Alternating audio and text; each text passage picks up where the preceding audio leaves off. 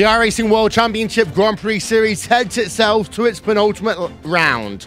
That one is in Germany at the Nurburgring, and it is a chance for Koana Sim Sports driver Martin Kroenke to win his 11th round of the season and win the championship on his home turf. Now, Martin Kroenke has been literally the guy to beat all season long. He has been the fastest driver in qualifying, more than anyone else. He has been the fastest driver in the race, more than anyone else. And just when you think you have cracked the Kroenke code, something goes along, be it teammates crashing together, be it strategy calls, or just be it the fact that Koana have ruled the land in 2017.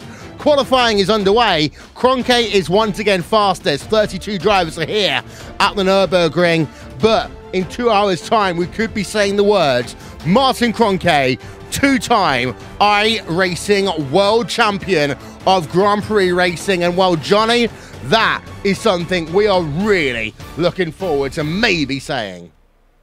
Yep, definitely. Good afternoon, everybody. Martin Kroenke, fantastic season. He's been 10 out of 10, perfect so far. And ironically, or the pun there is, he's also been 10 out of 10 wins. So he's been doing a great job. We know for the title anyway this afternoon. We'll focus on that a little bit later. But if Bono Haas wins, he has to finish 29th or higher. So he's definitely got that on board today. There's only 32 cars out there for qualifying, and that means that Bono really has to be on it. Currently P3 provisionally, and already 2 places down on Martin Kroenke, who holds that provisional pole time. Isn't that something we've seen all season? It is indeed. The gap currently is 16/100ths of a second then between Bono Haas and Martin Kroenke. We're right on board right now with Bono Haas in that Team Redline car. We got ourselves Jake Sperry and Paul Smith here from RaceSport TV as well, and we're going to have a chat to Paul first because, you know, this is going to be a fantastic achievement for Martin Kroenke. He is closing in on most rounds ever won in a row, but Bono Haas goes to the top of the timing sheet. Gregor Hutu is second place. Hutu had pole position for all of about 2 seconds there. Hutu and Haas are going to go out fighting here today, Paul. And you know what? I wouldn't expect it any other way as well, Will. It's absolutely fantastic. I've said all season that I want to see Martin Kroenke go on and do a perfect season. It would be just historic to see something like that happen. But you know what? A racetrack like this, things can happen around the first part of the lap as well, especially at the start, so you never know what will happen in this one. But Haas, Hutu, they're putting up the fight there from Redline. They want to make sure that they have an opportunity of keeping this championship alive at least for one more round. Top 2 drivers have punched their ticket to World's Fastest Gamer as well, Jake. Third place, we know, isn't taking part in World's Fastest Gamer. He's got commitment with his university for 2018, does Martin Kroenke. So this is his only real chance to make a statement in 2017. He's made a statement ever since we started this series in March. However, for Kroenke now, this will be a very interesting lap because traditionally, he is always good on that second lap. He has only got to make up 3/100ths of a second, but this is the tightest top 3 we have seen for a very long time.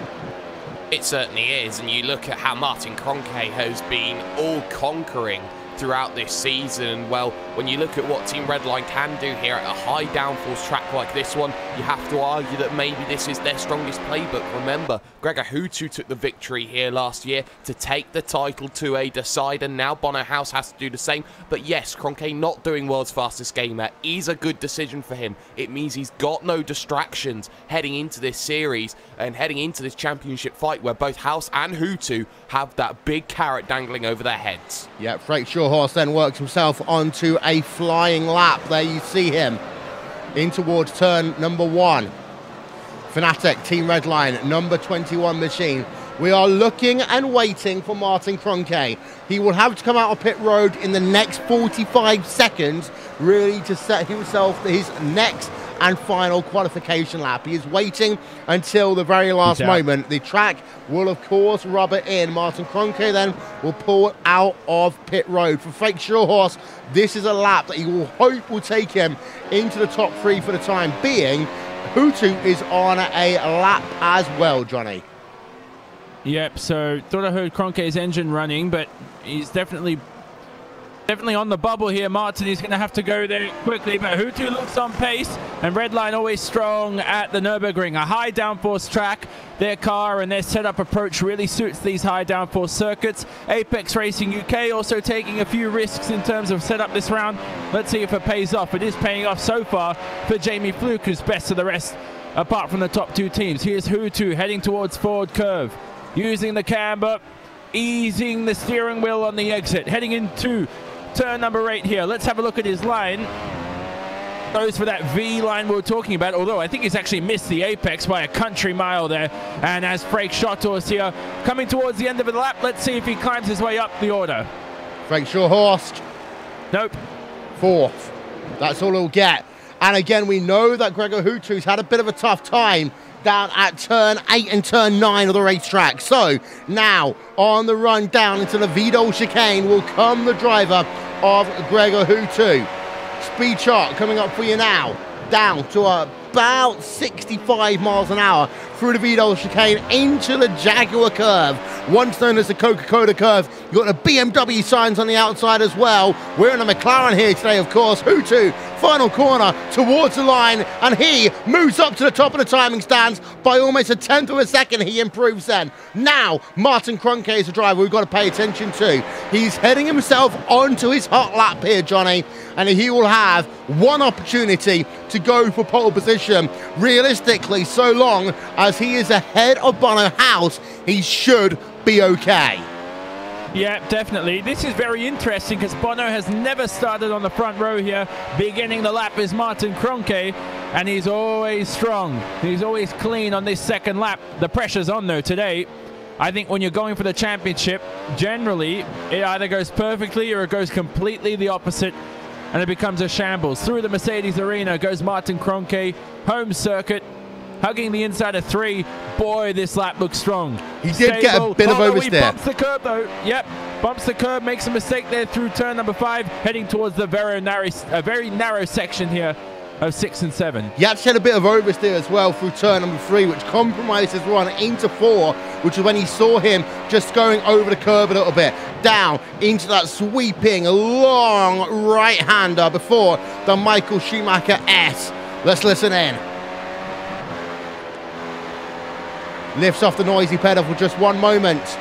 Martin Cronke up to 180 miles an hour, flicks it to the left-hand side, in towards Warnsteiner curve right now. He will come, and this now, we're on board with Martin Cronke. This could be the first part of him getting that championship nailed and in the books. Antoine Heglin is up into P number 11 for Apex Racing UK. A kind of half double take through the Vidal chicane there for Martin Cronke. Compromised his run a little bit. Cost him about half a tenth of a second. Through the final corner, the Jaguar curve. Martin Cronke, would he get pole position? The answer is going to be no. Second place only. Hutu scores pole here today at the Nurburgring, Johnny.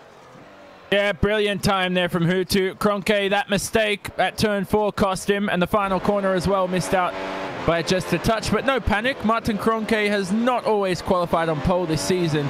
It's about the race pace that really counts, but he's had a circuit wheel where it's so tough to overtake. The Nürburgring, it's so narrow. DRS sort of helps, the draft sort of helps too, but it's not as ideal as, for example, I mean, Suzuka was tough too, so I guess they've had a bit of a warm-up here today.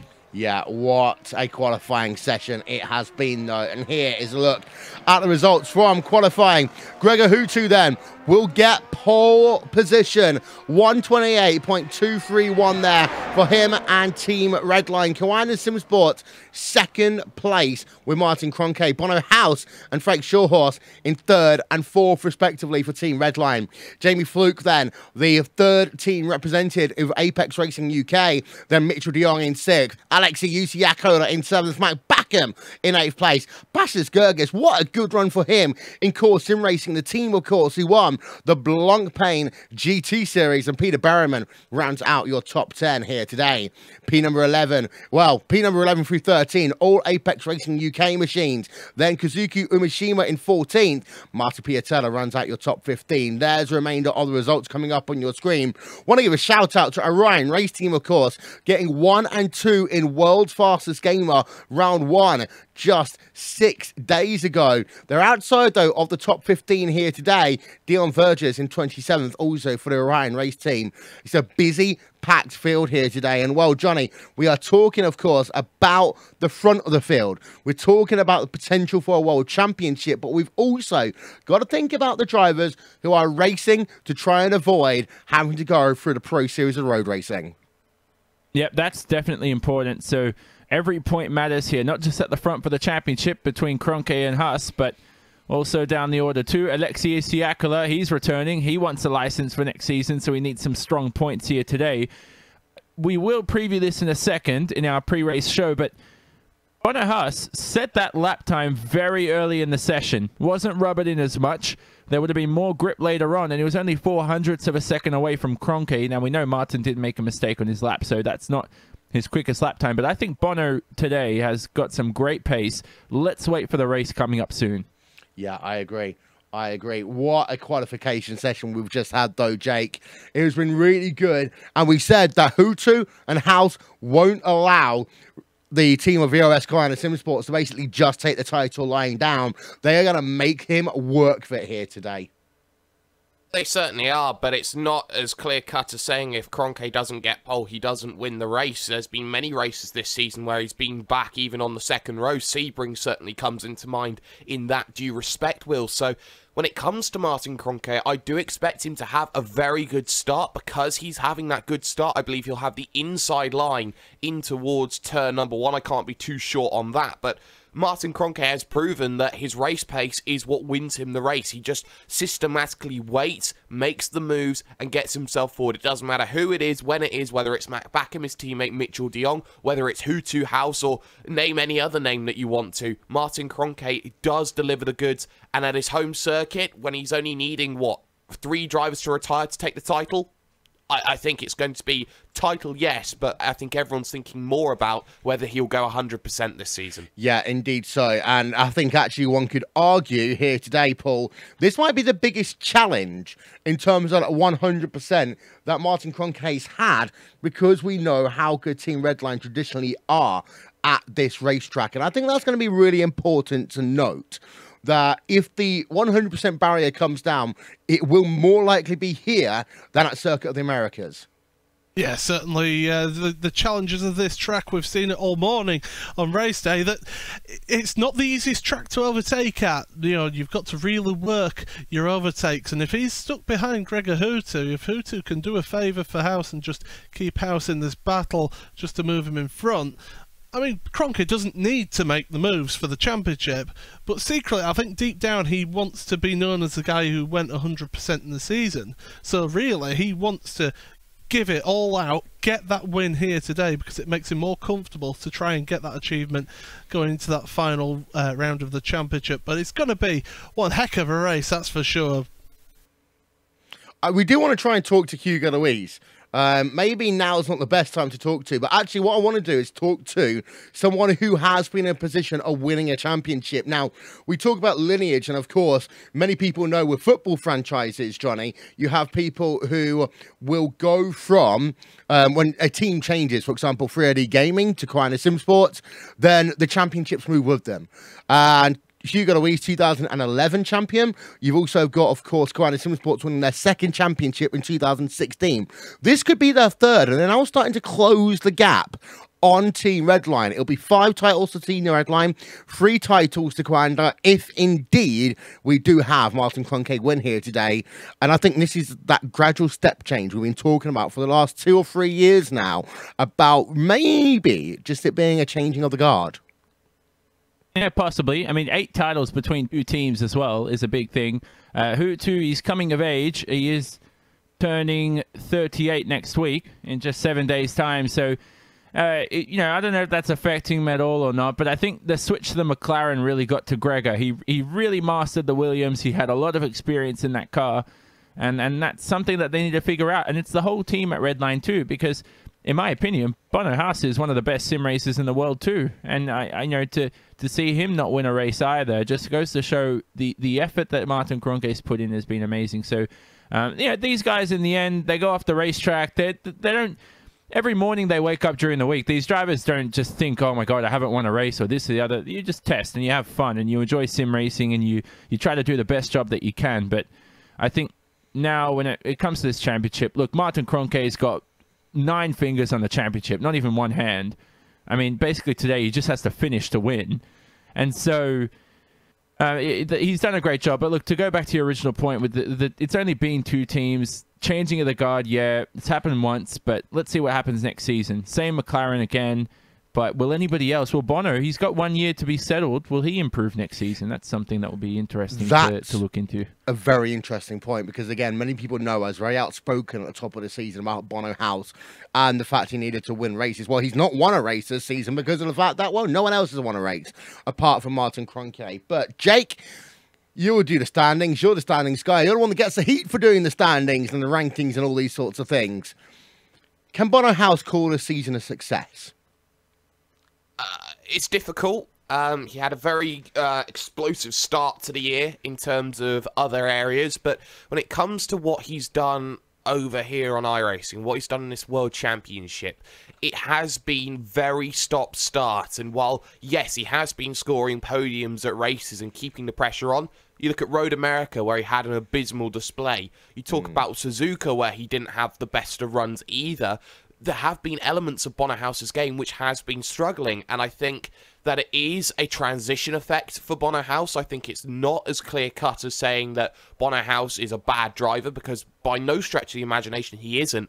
I think he still needed that little bit more time, even coming off of 2015 and the Blancpain that he was trying, actually 2016 and the Blancpain that he was doing. I think he needed that extra year in Formula 1 to get himself going. I think he will be stronger for 2017, and I think he will be the #1 driver at Redline next season. Well, there's the points as it stands. We talked about Martin Kroenke so many times. Bono House, 2nd place. You got Frank Shawhorse in 3rd. Martin Piatella in 4th. Matt Backham in 5th place. Gregor Hutu all the way down in P number 9. But I want to cycle it through a little bit here. And this is what we're talking about here today, Paul. It is not the drivers up at the top of the title that we need to talk about. It's also the drivers who are on what I call the bubble. The bubble for getting a license for next year and then not being able to get a license for next year and having to go through the Pro Series of road racing. Yeah, you want to relieve yourself of having to go through that championship. I mean, you look at that, Graham Carroll is the one in 25th place at the moment. He's got that magic spot.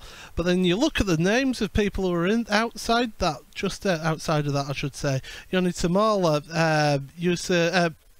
Alexei Yusilikola, Daniel Beda, Peter Berryman. You know, there's all sorts of top names there who are outside that top 25.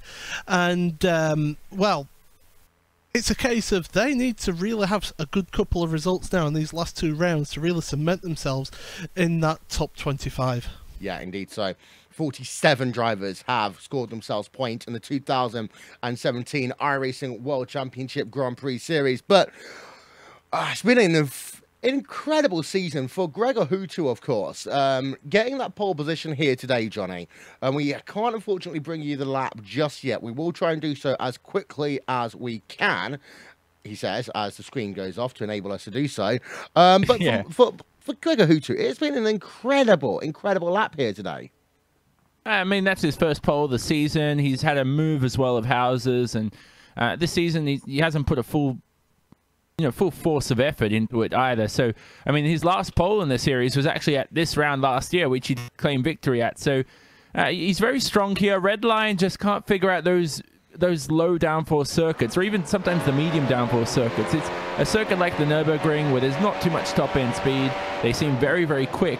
And Martin's got his work cut out here, I'll tell you that much. I mean, he, despite the fact that he's going to be more focused on winning the title and all that kind of stuff, but I mean, this win streak could come to an end, and that's if he's going for that Golden State Warriors 73-9. He's got his work cut out for him this afternoon, I'll tell you that much, because Bono House off the start line, he's on the clean side of the grid. Yeah, I know Martin is on the inside, but man, is that going to be tough there on the dirty line coming into the race. I mean, there's just no grip there, although you you know, you never know heading into this first corner. It's very wide. Drivers run wide here. The battle is not going to be over at the start of the race until the exit of Turn 1 heading into the Mercedes arena. Turn 1 can really cause a stir for a lot of these drivers. Having a look at Gregor Hutu's lap, there's two key points, I think, that Gregor got that pole position. The first one was through Turn 3 and 4. That car looked so much more planted. Then also through the Schumacher S. He does seem to have a better line through there, able to carry more average speed, which again, in a Formula type car is really important. Hutu, this is his lap, heading himself out the final corner towards the start finish line. This is where Hutu got himself pole position secured here today at the Nurburgring. His first in 1 year for the number 66 Team Redline machine. At this point, when we were talking about this, we hadn't actually have seen Gregor Hutu, sorry, we hadn't even seen Martin Kroenke even come out onto track to start his warm-up lap. There is Martin Kroenke, as he did go onto his flying lap here. And this is what I want to talk about then, Johnny. You know, exit out the Jaguar curve, that's fine. Down towards turn number 1, that is fine. But I'm going to pause it in a moment through turn number 3 and 4, and that is where Martin Kroenke lost pole position. Yeah, it was more through turn 4. I mean, turn 3, I think he clipped very well. It was just bouncing over the curve at 4, and that just completely threw the car all over the place. He definitely lost a 10th, I'd say, around there. The car wasn't planted. These open wheelers definitely don't take curbs well. So, I mean, that's just not good, Will. Yeah, that's the issue. So we're just having a look there from our aerial coverage. We'll zoom in and show it to you there. I mean, he almost had all 4 wheels off the track. And you just see, as a consequence of that, he's fighting the steering wheel as he exits the Mercedes-Benz arena, heading himself down into turns 5, 6, 7, and 8. The rest of the lap was fine, but he just lost that half a tenth very early on. It's very difficult then to recover from then. We are almost at the point of being able to get ready for the race. We've got a number of people here. I'm going to ask them then, who's going to take the victory here today? Going to start with you, Paul Smith. I'm going to throw one out there and say Bono House. Jake. I would love it to be Kroenke. Jake. Kroenke. He's got too much form coming into this event. Even when he doesn't start on pole, he gets good starts, and even when he doesn't have the best of starts, he then puts in the lap times that just simply blow everyone else out of the water. I think Kroenke's got this one. What about you, Johnny? I'm going to go for, I'm going to go for a red line driver. I'm going to say Gregor just because of track position, but I will not be surprised if Bono climbs his way up through the field. All the way from 3rd place, right? Yeah. Well, I mean, the field. I mean, Kroenke and Hutu, they've got how many world titles between them? 7. I mean, if you, they, no offense to the others, but the point is as well, one thing. Yeah, one thing we haven't mentioned, by the way, just a quick hello, is to Alex Simpson. First race of the season, he's back. We thought he'd retired without racing, and he's decided to come back. And he starts from P28. Definitely not a good qualifying position. We're going to embarrass him for a second, but it is his first race back. So well done to see him there, the team boss at Apex Racing UK. Yeah, indeed. So then, ladies and gentlemen, we're now getting ready for the race. Round number 11 or 12 of the iRacing World Championship Grand Prix Series here on RaceSpot TV and on iRacing Live. We need to take a couple of minutes to get ready for the race, and when we do, we'll be back with the start of the 11th round of the championship.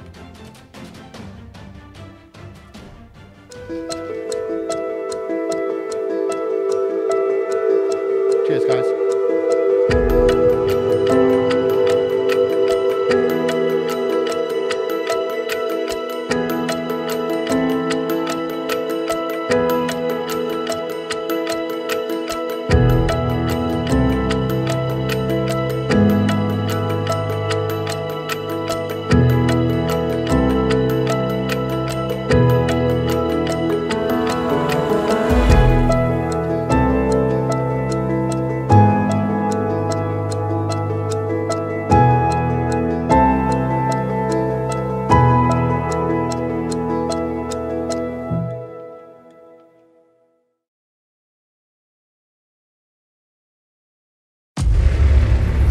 iRacing, you wanted the best, you got them 4 abreast, often imitated, never duplicated, the greatest show under the world of outlaws.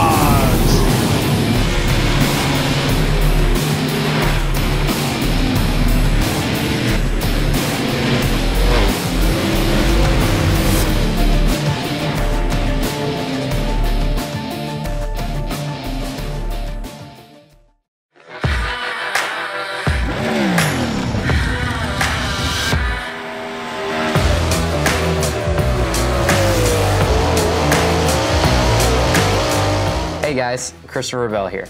As you guys know, iRacing is coming out with dirt, and it's been a long time coming. So I'm here today to kind of show you around the sprint cars and hopefully give you some insight for whenever you first drive it.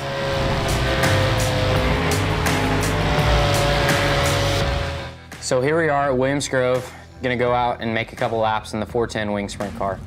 I'm on default setup with a gear change to a 522. As we roll out of the pits, you guys might notice that the car wants to pull left and you have to hold the steering wheel right to go straight. That's normal for a sprint car because you have so much stagger, it's always trying to turn the car left. Once you get up to speed, that goes away. Going down the straightaways, Williams Grove has really long straightaways and really tight corners. The big wings on the sprint cars, it always wants to pull you left into the corner, so it doesn't take much steering wheel input to get the car into the corner. A big key for the wing sprint cars is that they always like to go straight. They don't like to be too sideways. So the less steering wheel input you can have and the straighter you can keep the car, the faster you'll go. As the track slickens off, you'll be able to play with the setup to get the car driving even straighter yet. And that's a couple laps around Williams Grove. So here we are at Eldora Speedway. I'm on baseline setup with a gear change to a 511. As we roll out at Eldora Speedway, one thing that you'll notice is that the corners are really sweeping and it's almost a circular shape.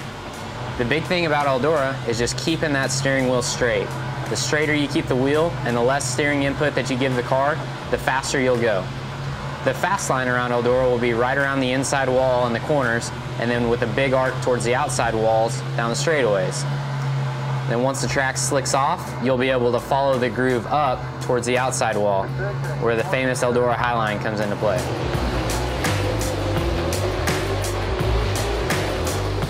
So now we're at Volusia Speedway Park with the 410 wing sprint car. I'm on baseline setup with a 511 gear, the same as what we ran at Eldora. Whenever you roll out on the racetrack, you'll notice that Volusia is similar to Eldora. They have long sweeping corners, and it's kind of circular in shape. At Volusia, whenever the track is fast, you'll want to be right down against the concrete wall in the corners with a nice big arc down the straightaway. Whenever the track starts to slicken up, you'll be able to follow the groove up higher and higher. Whenever you get into turns 3 and 4 though, the groove might get up onto the shelf, which is the flatter section of the racetrack, and then it becomes very difficult to exit turn 4 without getting into the wall. And that's just one of the characteristics of Volusia Speedway Park. Hope you guys have fun.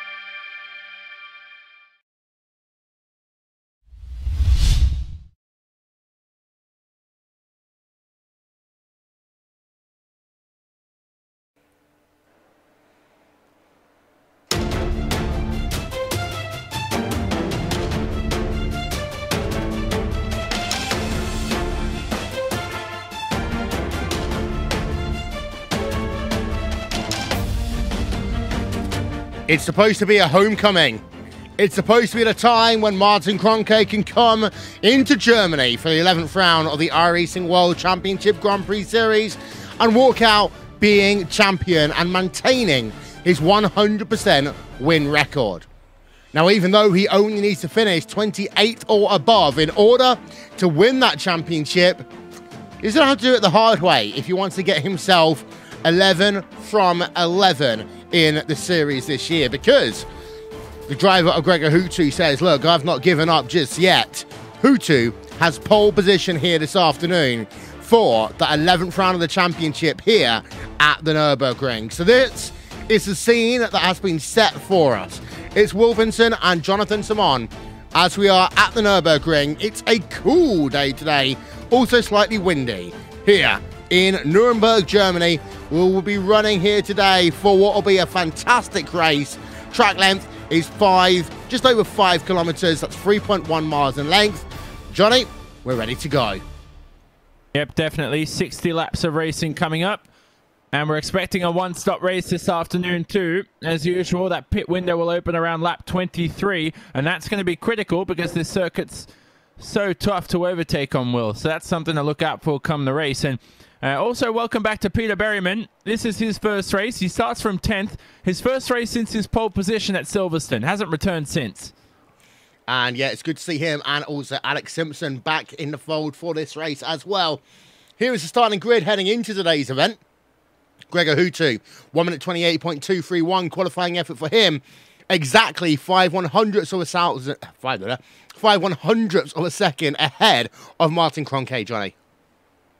Yep, great time there. We know Cronkey made a mistake, so I think without those mistakes, Cronkey may have snuck his way back up into the pole position, but it's not the end of the world. We know that Martin has clean swept the race wins, but not exactly qualifying. So this is Gregor's first pole, though, this season. This is a very interesting dynamic here, and we know that Cronkey does have 9 fingers on the trophy, and he's pretty much going to wrap it away here this afternoon, unless there is contact, which we don't want to see. No, we definitely don't. Bonner House in 3rd place, Freck Shawhorse in 4th. Means you've got 3 Team Redline cars inside your top 4 here today. Row 3 has got Jamie Fluke. He is the highest placed non-Redline Orkawana Sim Sports driver. Mitchell de Jong in P number 6, though, Johnny. A bit too far back to help out Martin unless there's problems ahead of him. Yep, so something... Yeah. I like the accent you put on there too. Yeah, Mitchell, that's weird for him to be in P6. He's normally been Cronkey's best challenger this season. So behind Jamie Fluke, who, Jamie Fluke is one of the hardest workers I've met, and he is going to slowly improve and gradually improve. I think Apex Racing UK, based on what's happened over the past year, they just need to make sure he stays there, and I think he will. I think he enjoys that team dynamic with Anton Hegelin, the rest of the guys there, Peter Berryman, etc. They've got a good bunch of drivers coming up. Let's just see what they can do to end the season in terms of confidence building.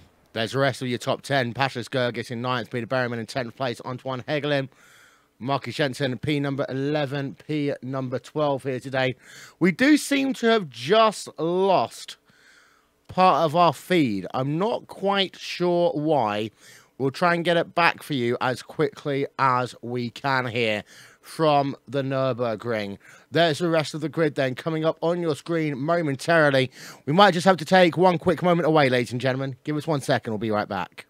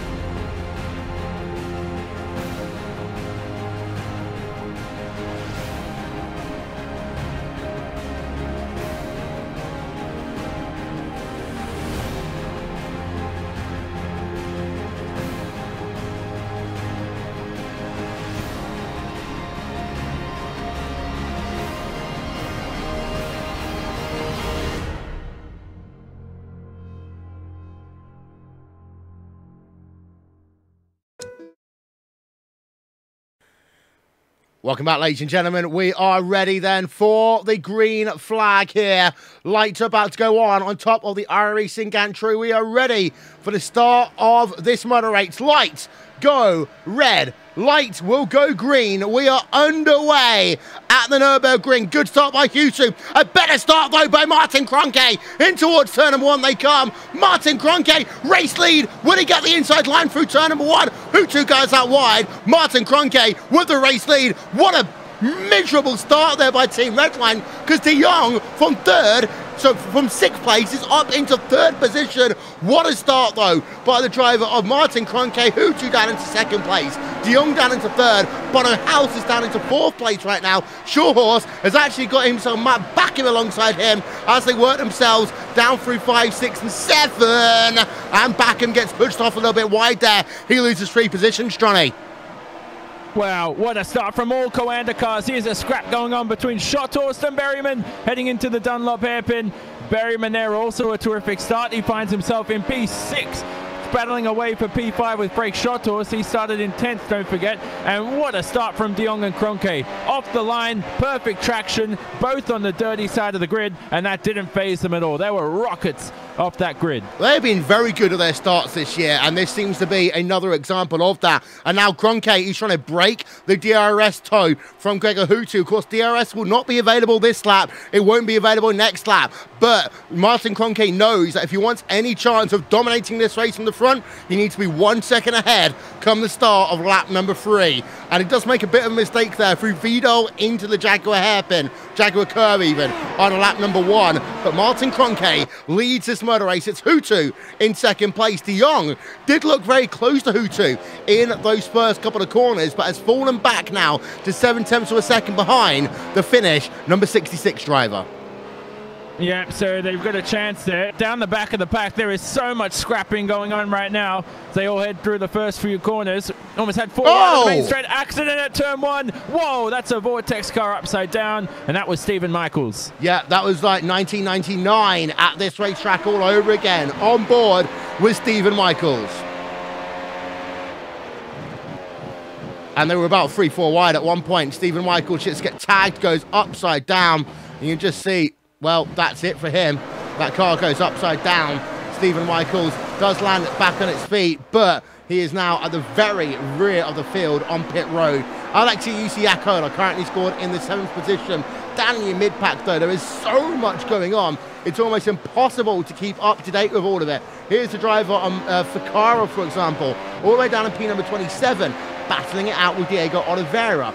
Just ahead of him in the positive sim racing car. I just saw Kazuki Umeshima, for example, involved in a battle with Ilka Happara and Oli Pakara. That is down in P number 16 on track. So there's so many little things going on right now, Johnny. Yeah, and we missed a couple of incidents too heading into the Vidal chicane. And that was Ali Pakala was involved in them. Yalvaz was spun off the racetrack. Yalvaz all the way down the order in P28, although he's caught the back of the pack. So if he's got any damage, that will be the only thing hampering him at this point in time. But more importantly, Kroenke has broken away from the DRS zone of Hutu. DRS enabled now this lap around. Kroenke 1.1 seconds ahead. Everybody in the top 4 broken with DRS from the driver behind. Yeah, having a look at a couple of replays at the start of the race. First one with Yuta Saito as we go green. Now let's have a look at Martin Kroenke. You can see he just gets himself ahead of the driver of Gregor Hutu.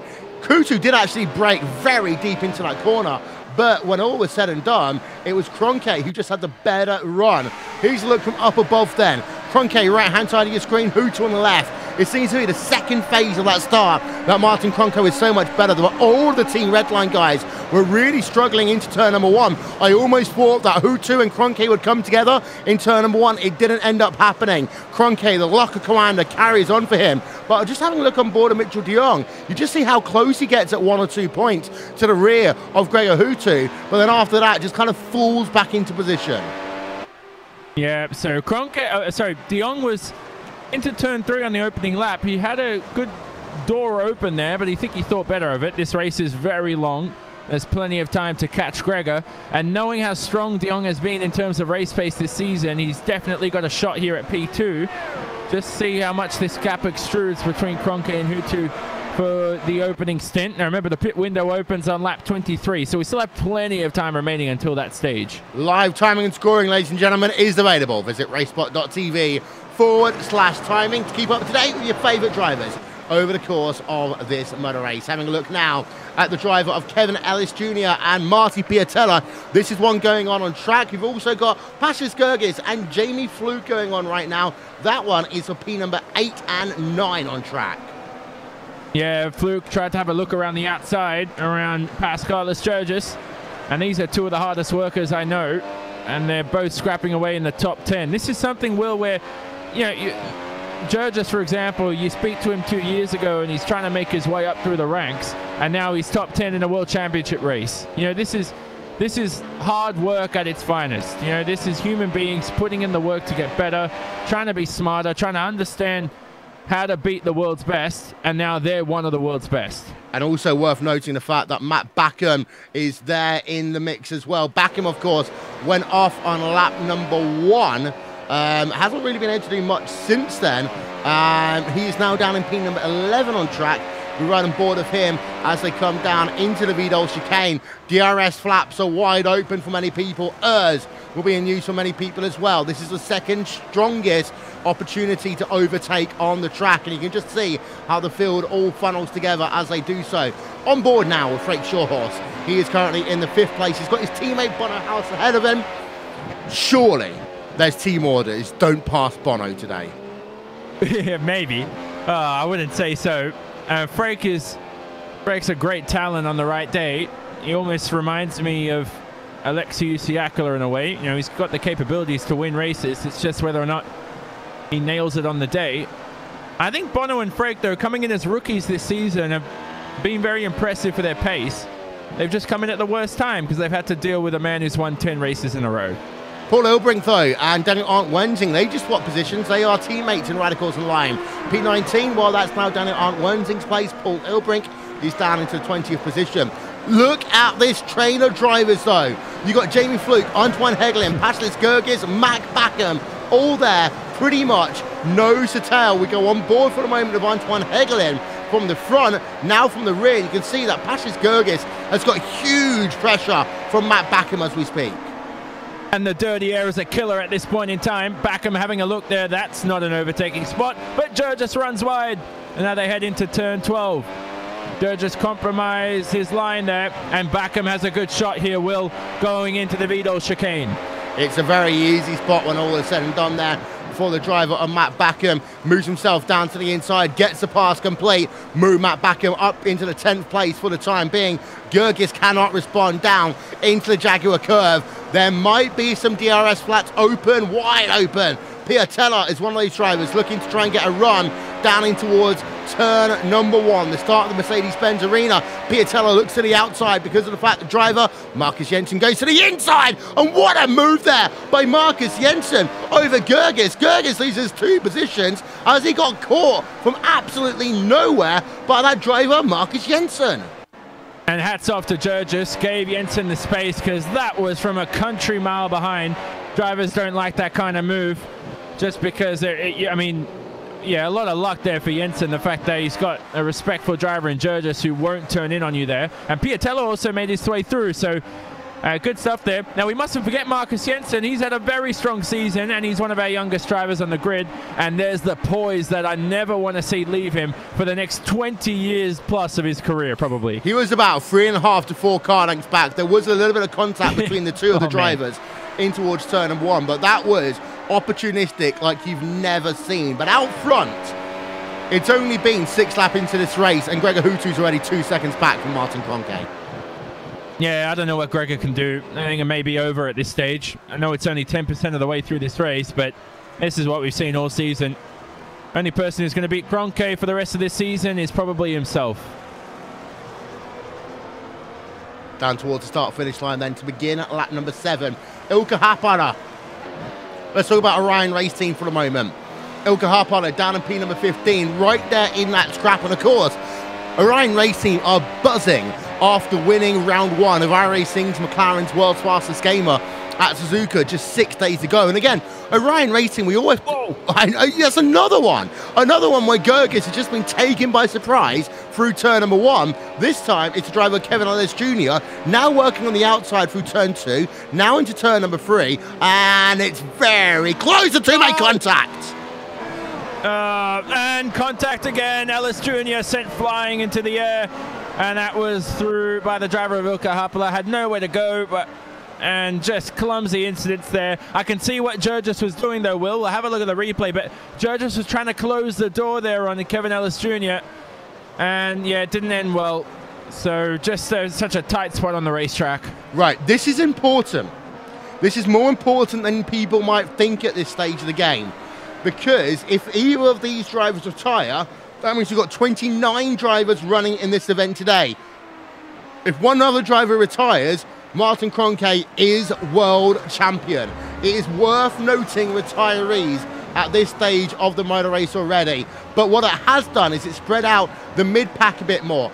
Backham is now up into P number 10 after his incident earlier on. Marcus Jensen now in P number 11. Marty Piatella in 12th place. Kazuki Umeshima in 13th place. But it's not been a good day, really, for Umeshima. Not the kind of qualifying we expect of him. Not really the kind of race pace we're expecting from him. Yep, so I'm just having a look at Ilkka Haapala entering the pits. But you mentioned that as well. It's critical for Kroenke in terms of the championship here. He definitely looks like he's going to seal it out in a great fashion here. You know what I always notice, Will, is that when drivers go for the championship, it's always goes one way or the other. Another incident as well. Yeah, Kevin Ellis Jr., I just saw him on the timing screens. Everything went wrong for him. So let's have a look at the replay and cycle this one back for you. This was down in towards turn number 1 again. This might again involve Paslis Gergis. God. We had controversy a week ago in the Blancpain GT series. We got controversy once again here today. This time it is the Apex Racing UK team versus the team of Core Sim Racing. And it seems to me that these guys are just getting too close to each other down through turn number 1. And that time by, it was Mogar Feeler that ended up losing out, thinking, you know what, guys, I'm here for the long haul. Yeah, I don't know what happened there. I mean, I definitely don't think Ellis Jr. did that deliberately, but just, I don't want to see, you don't want to see stuff like that happen. I mean, Jurgis has been bashed around by everybody this race too, but at the same time, I think this is where Jurgis needs to calm down. I mean, he hasn't been treated well by a lot of drivers. He also squeezed Kevin Ellis Jr. It's getting out of hand here. You know, there's no referees in motor racing, so you can't just give a yellow card out. You just have to focus on it mentally yourself. So hopefully these guys who are, you know, two great young men out here, hopefully this doesn't set the scene for the rest of the race for them. Of course, there are incident limits and there are penalties. Drivers who exceed an incident point limit will be given a 30-second stop and hold penalty. Drivers that then exceed the incident limit again will get a 60-second stop and hold penalty. We have got race control, Shannon Whitmore, Tyler Hudson, and the rest of the iRacing officials, like they do every single race, make sure that what happens on track stays as clean as possible. So there might well be some post-race infractions. There might well be, for one or two drivers, a look at maybe getting themselves a 30-second stop and hold penalty. But out front, Martin Kroenke leads the way. And here are your movers and shakers then. After 9 laps, or 60 being scored complete here this afternoon, Kroenke is at 1 position. Gregor Hutu is down 1. And then Mitchell de Jong up 3 places from 6th place on the grid. Peter Berriman is up 4 places as well. And I want to talk about Berriman very quickly because he has had a fantastic start to this motor race. And having a look at the lap times, he is right on pace with both Frank Shawhorse and also Bono House. And he has been now for the last couple of laps here, Johnny. Having a look at the lap gaps, and you'll see that he's gained about 0.3 of a second over the course of the last 3 laps. Yep, so he's doing his stuff here. Peter Berriman behind, also very close, but Shottos DRS, who's been stuck behind his teammate all race, heading into turn 1. Deep on the brakes is Frank Shottos, and clips the apex really well there. It's just that bump on the apex of turn 1, Will. We know in every series it really causes these cars, or it makes it a catastrophe to set up in the past 2 weeks of testing, or for most of these guys 1 week, because most of them were at the Sim Racing Expo last week. As Matt Backham tries to go down the inside of Jamie Fluke there, cannot do so. He then tries the outside of turns 2 and turn 3 again, cannot do so. So it does seem to be the big battles going on down in your mid-pack here today will be between the JCL Apex Racing UK machine and the VRS Carina Sim Sports machines, because you've got 1, 2, 3, 4, 5 race drivers all in 2 teams, all between P number 8 and P number 12. Yeah, wow. Good scraps here. And so, I mean, you expect Beckham to be higher up the order, right? So, yeah, I think just his obviously poor qualifying position didn't help, starting from 8th. Marcus Jensen had a couple of top 5 finishes this season. He's quick, but Hegelin is at the top of this bunch. How about that? Anton Hegelin, the Frenchman, he's ever improved. He's been in this series for so many years, Will. You've known him for quite a while, but I think this season has been his best of his career so far. He's been spot on each race. Yeah, and definitely, you know what? Early on in the season, you and I were talking about the fact that Apex Racing UK seemed to almost be dead in the water. Then you come to tracks like this and you say, actually, you know what? They've still got a lot of spark in them. If they can go toe-to-toe with the likes of Piatella and Backham and be leading that battle right now, it shows that the depth of drivers that Apex Racing UK have, the strength of drivers that Apex Racing UK have, is really important for them. It's down to the inside, goes back in once again through turn number 1, and again, he cannot make that pass into that first corner.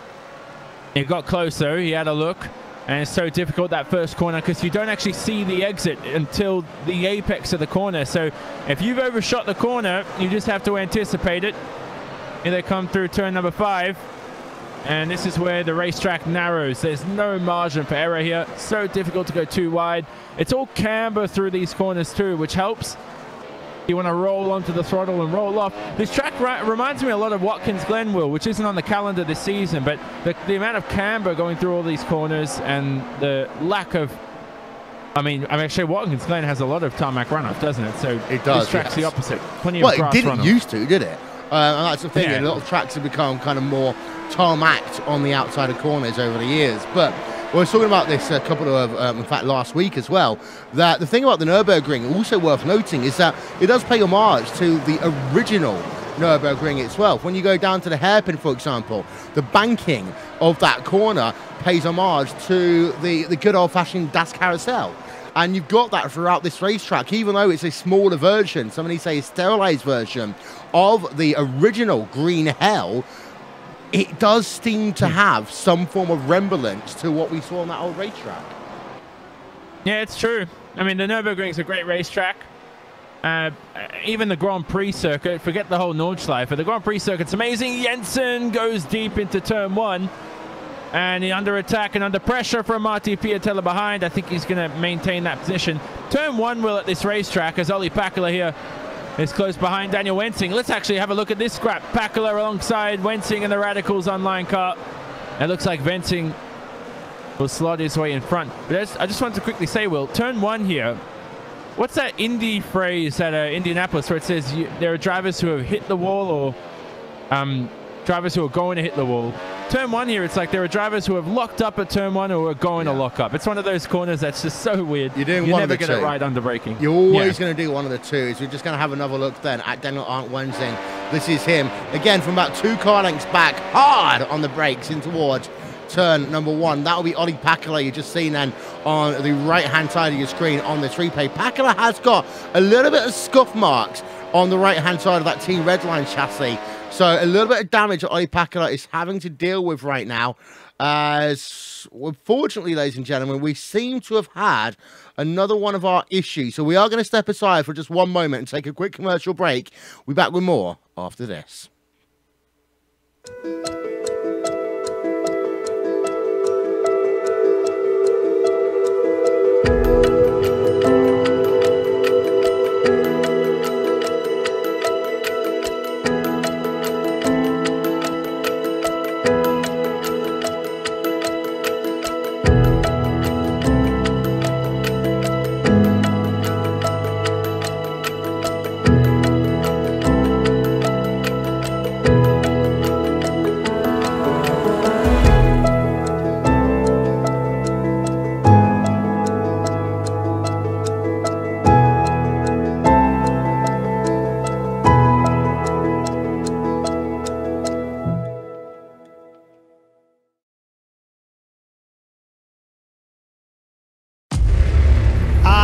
iRacing. You wanted the best, you got them for abreast. Often imitated, never duplicated. The greatest show on dirt, the world of outlaws.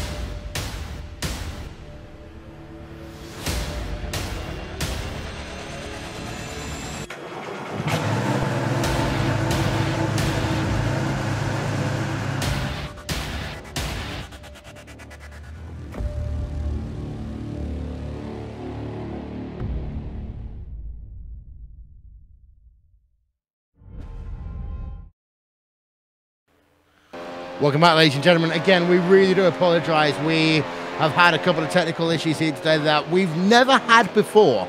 So welcome back then, as we're riding on board from the rear of drivers. As we'll bring it back to the action. This is lap number 14 of 60. Right now, Martin Kroenke leads by 2.6 seconds over the driver of Gregor Houty. Now, the thing is, that's only 2.6 seconds here, Johnny. That is not enough to be quote-unquote safe. No, you're right, but it has grown lap after lap. It's one of those slow, consistent deaths for Gregor Houty. Although he's still going to be on the podium, still going to claim P2, and nothing else to be fazed by. I think more importantly, Gregor Houty's actually broken away from Mitchell de Jong. 3.7 seconds, the next gap. Yeah, indeed so. The gap between P2 and P3, that is worth noting. It is 3.6 seconds. De Jong himself is 1.6 seconds ahead of Bono House. Worth having a look at the lap gaps. If we can't get them just yet, but we will do as soon as we can. But Bono House, 1.6 seconds out the line. Last time by, though, Bono House was a 100th of a second faster, but Frank Shawhorse and Peter Berryman are catching both of those drivers. So we could have a four-way scrap coming towards pit road there, Johnny. Yeah, hopefully. So let's have a wait for it on lap 23 of the event. Only a one-stop race, as we know. Well, at least that's when the pit window opens. I noticed that there are one or two drivers, weirdly, this season going past the 50% distance mark on their tires. I would always pit before that because you're heavier on fuel at this point of the race. And remember Joni Tormler at Monza, no pit stop at all. Wow. He almost made it work. Yeah. He just kind of lost a lot of speed at the end of the motor race. But if you're going to do it at a track, you do it at Monza, really, don't you? Yeah, Monza, not too much tire degradation. Simple track, all straight lines, just chicanes. Pretty much all the work you're doing on the tires is in low-speed sections. So that's why it suits the car so well. One thing I want to see change for next season, and every single driver will tell you here, is if there's a way to get these tires to degrade a little bit more, or even if iRacing's working on possibly multiple tire compounds. iRacing could do anything, as we know. Hopefully that's a hint for next season. Let's hopefully get that. I'd be very, very excited if they introduce that. Someone go and tweet Steve Myers and ask him the question, because you'll probably get an answer quicker than what we could get. RaceSpot.tv/timing for live timing and scoring, ladies and gentlemen, of course, if you want to keep up to date throughout the course of this motor race. But we've got two retirees so far, Alex Simpson and Stephen Michaels. You'll hear the word retirees today because it is important. This guy needs to finish P number 28 or above, Johnny. If he does so, he wins a world championship. Right now, two more people retire. He is guaranteed to be world champion. Yep, so he's got that extra point for leading a lap. He's got the bonus points, so that definitely helps him out. And Martin Kroenke, what a season he's had. He's just been on it each race, hasn't taken a step off. I want to see him in world's fastest gamer. That's what I want to see. You know what? I almost want to see him in world's fastest gamer, even though we know that he's not able to commit to it for next year, if that makes sense. Because I think that right now, the competition that we have, not just in iRacing, but across the sim racing spectrum, you know, Martin Kroenke, I would rank him on the top 5 sim racers in the world right now. You would rank probably Gregor Houty as one of the other top 5 sim racers in the world. But Martin Kroenke has shown over the past 2 years just how incredible he is, as Martin Piatella is battling out with Marcus Jensen right now. P11, P number 12 on track. I don't want to talk about him for too long. I want to talk about Peter Berryman. Berryman, the last time we saw him, he had pole position at Silverstone, as you talked about earlier on, Johnny. Right now, he is still going at the same speed as Frank Shawhorse. Berryman has the opportunity to really upset the apple cart with Team Redline and their P3, P4, P5 battle. Yeah, he definitely does. And Berryman's good to see him back and strong as well. I was very concerned with his starting position at 10th, but he had a great start like Mitchell de Jong, and they don't have to deal with too much traffic come the pit stop time. As you said earlier, Will, this is going to get so interesting in about 6 laps time. Who's going to pounce first? Now just remember, when it comes to the pit stops, you have to wait for that gap in the mid-pack to open up, and at the moment there doesn't really seem to be any gap there, so these drivers will have to wait for everybody else behind to move out of the way first. Well, this goes back to what you talked about a moment ago, over your confusion with some drivers and how they've not gone the traditional route and gone along their first pit stop. But sometimes it's almost a necessity because of the fact that if there's not a gap available, it is probably better off to wait for a couple of laps and then come on towards pit road. Right, let's just have a look down through the field. You have got, outside of your top 20, Mo Garfilo, Dion Vergis and Diego Oliveira. These are guys who are battling to get into the 2018 iRacing World Championship Grand Prix Series. No championships, no prizes on stake for them. It's just the pride of not having to go through the Prix series of road racing. Yeah, exactly. So those every point matters, as we said about before. That cutoff point for who's going to get the license for next season as well. And yeah, going back to the pit stop, you don't want to pit and then be stuck behind a driver who was doing the same lap times before you pitted anyway. You might as well just do them on your own in front. So definitely, and at a racetrack like this in the Nurburgring, you know, if it's Monza, different story, overtaking a little bit easier, but at the Nurburgring, much, much tougher. Berryman, though, he's dropped off. Have you noticed that? He's lost a tenth or two these past few laps. Again, lost 2 tenths last lap around. I think Bono here is... I don't think Bono's really holding up Frake. I think it's just the fact that they're both identical on pace, and Frake, the dirty air, just isn't helping him. So we'll have a look at the pit stop time. When that comes, Backham battling away with Fluke. Here we are then, and Backham still round the outside through turn number 2, turn number 3 now. And for Matt Backham, can he make it work? The next corner will be his. Matt Backham, yes, he can. He moves himself and gets himself ahead of Jamie Fluke up into P number 9. But that was a pass about 40 seconds in the making, Johnny. Great stuff from Matt Backham. And he's up into P8. P9, excuse me. He's got Anton Hegelin in P8 in front. That's another Apex Racing UK driver to cross off his list. And he just can't lose it here on the exit of the hairpin. Look, he's got the pace. He's got the speed. That car looks great. The traffic here today is the biggest key, and that's why the starts of de Jong and Berryman, as I said, were so critical, because I don't think they'd be high up in the order as they are right now, just based on pace alone. The dirty air is making a huge difference. Those DRS and ERS trains too, and so great pass from Backham at such a tough circuit to pass at. It is worth noting, though, that Mitchell de Jong has a 1.1 second advantage over Bonner House. So House cannot really get into that dirty air of Mitchell de Jong at all. Or is Bonner House saving his tyres? Is Frank Shawhorse saving their tyres? Are these two Team Redline drivers working together to try and help out Hutu as much as possible? Normally, again, and I will say this on record, Dom Duhan has said it a number of times, there are no team orders in Team Redline. That does not mean there are team strategy calls. Like, these guys will work together for a common goal. Yeah, I'll tell you one thing, knowing Bonner Haas for 7 years, he will never do team orders for anybody else. I say that in a nice way. I think just because he's always the one in front. You know, what people don't notice is Bonner Haas in P4, to me, this season, seeing him in this position, it's so odd. It's spectacular. It's weird seeing Gregor Hutu not winning races. I feel uncomfortable. Does that make sense? It's something that you're just not used to. So this is still taking some time for me to warm up to. We've had 10 races of it. This is the 11th. But Bono, as you said, you know, that's an interesting philosophy you bring up. Martin Pitts, he finds himself coming up to these two, and they hold him up for a lap or two. Gregor will be right in there. He's only 3 seconds behind. And again, you know, you've got to remember that in most sim racing teams, these people are not just teammates, they are also friends. So there are times when the line between what a teammate would do, if you're the likes of, I don't know, let's say Alonso and Van Dorn, compared to the likes of you know, a Mitchell de Jong and a Martin Kroenke, who I know are really good friends outside of sim racing. They will make the opportunity to go and talk to each other. It's not just turning laps and sharing setups. But these guys, it does become a fact that, you know what, screw the consciousness, screw all the team order situations. I'm there to help you because you're in a better situation than what I am. Yeah, I really like that you bring that up.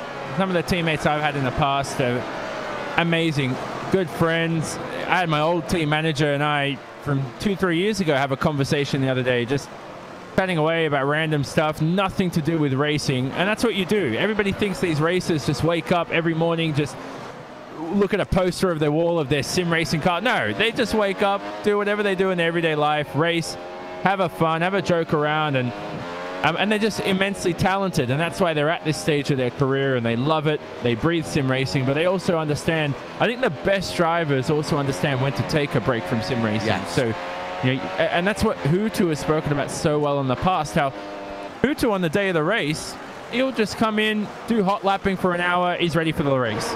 He doesn't go and spend 5 hours on race day. You know, he just wants to rest. And I think he's so experienced, he got to a stage in his career where he wasn't testing 3-4 hours a day. He'd put in maybe 1 hour a day and he was winning championships doing that. And people look at, like, Lewis Hamilton, for example. Lewis Hamilton, yeah, he might be, you know, a party boy. You might see him on yachts and out partying and doing all this sort of stuff. You know what? If that's the way that you relax and that's the way that you win world championships, that's what you do. You don't need to be in the gym every 20 minutes. Yeah, thank you. No. Actually, you do, but he doesn't.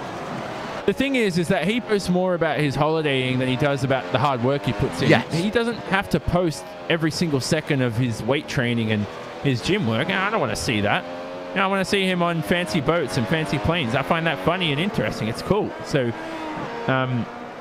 but the thing is as well, if you're looking for young sim racers to join your team, you look for the exact opposite of what we just described. You look for people who breathe sim racing because they're young and they have so much to learn.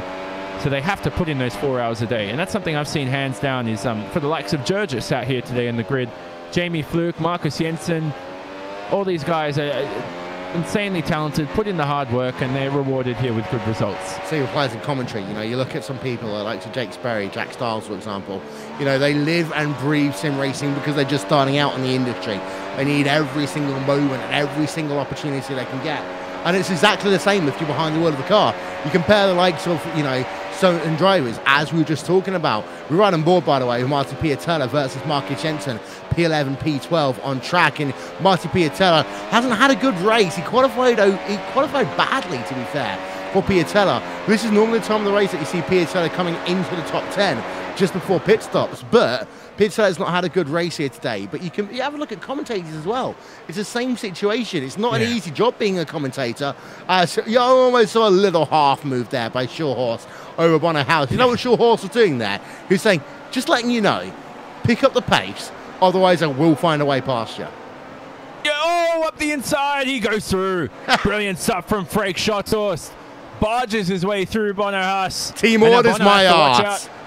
Oh, wow, that's a good move from Freek. I think he was sick of being behind Bono for 22 laps straight. And Bono now, I don't know if it was scripted. Bono with good spatial awareness. He didn't really turn into the corner. I don't know if that was scripted or not. Definitely didn't look like it. Let's just hand the move of the day to Freek Schothorst. Yeah. And by the way, pit window open. Pit window's open. Here's a replay of Freek Schothorst. And this again, team orders do not exist in Team Redline. If you are going to have moves, and of course we all think back to what happened with Olli Pakala and Gregor Hutu at Suzuka last year, this is the sort of thing that team drivers do. That did look like an actual pass, and then a case of, oh, you know what, I'm not going to turn in on my teammate. That is the respect that drivers have of each other. But also, I think there's a situation that people are realizing Peter Berriman is not going away right now. He is still in P number 6. He is still turning lap times the same pace as Bonner House, the same pace as Freek Schothorst. What Team Redline are doing right now is eliminating the impact of what Peter Berriman might do in this event. Yeah, definitely. So, Berriman, he's definitely the X factor in this battle. Let's not forget that Mitchell de Jong is just up the road within touching distance. So de Jong hasn't broken away. And, you know, you use de Jong as a visual point sometimes, but on the relative times too. He's only 2 seconds in front. So you're looking at those gaps as a driver constantly. You know, you want to focus on the racetrack. You want to focus on catching De Jong, but that small motivation of, oh, I'm 1/10 faster than De Jong last lap around. Let's keep pushing. And that's great motivation as a driver in the cockpit. Good confidence builder.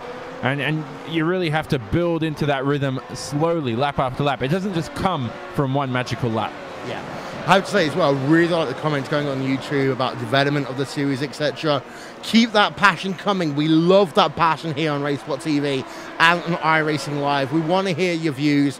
We're not going to silence your views. And again, we know that Loose Lips is normally watching these broadcasts. We know that everyone else is watching these broadcasts. Heck, they hear the audio from me when I'm outside the commentary booth. We're having our little ad breaks. They hear the stuff that you guys never get to hear. We're on board with Peter Berryman then. Versus Bonner House. Gap is 4/10 of a second. Worth noting, though, that Short Horse is almost broken from DRS range over Bonner House in the space of a lap and a half. Yep. So, battles throughout the field as well.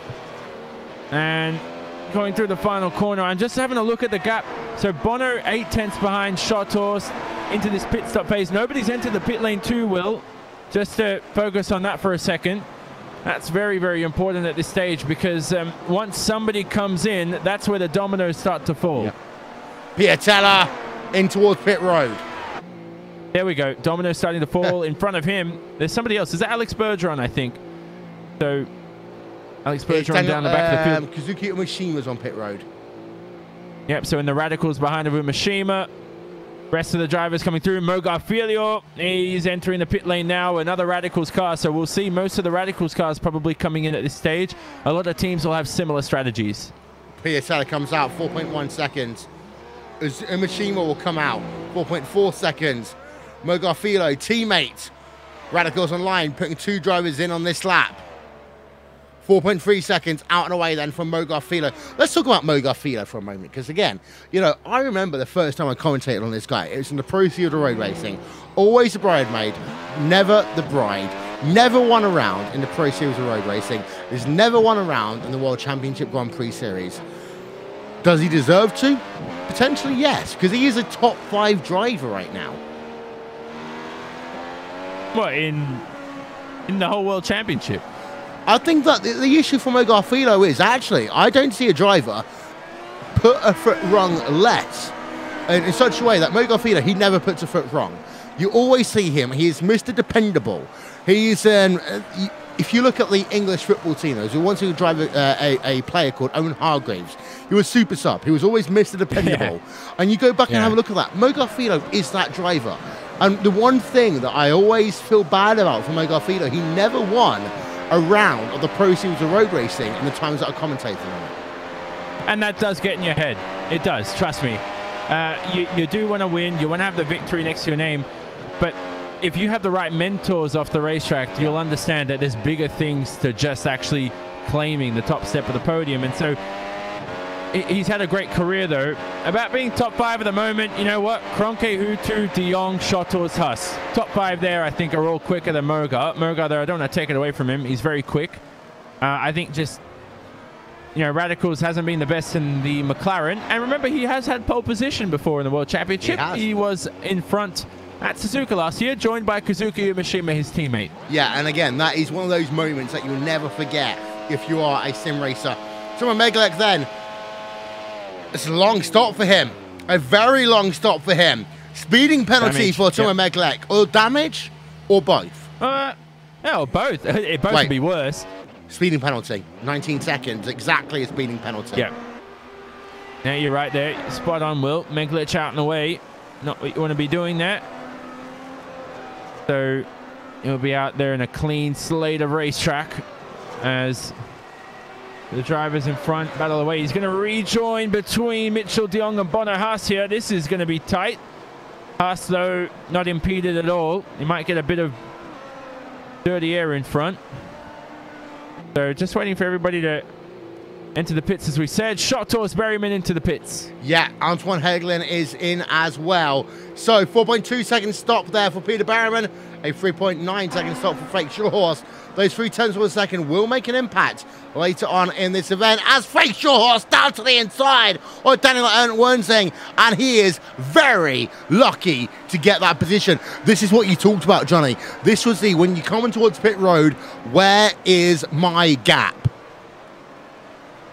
Well, Shorehorse now is 24 seconds in front to Alexei Siakala, so that was spot on by Redline to get him that gap there. So he remains in 5th, Frake.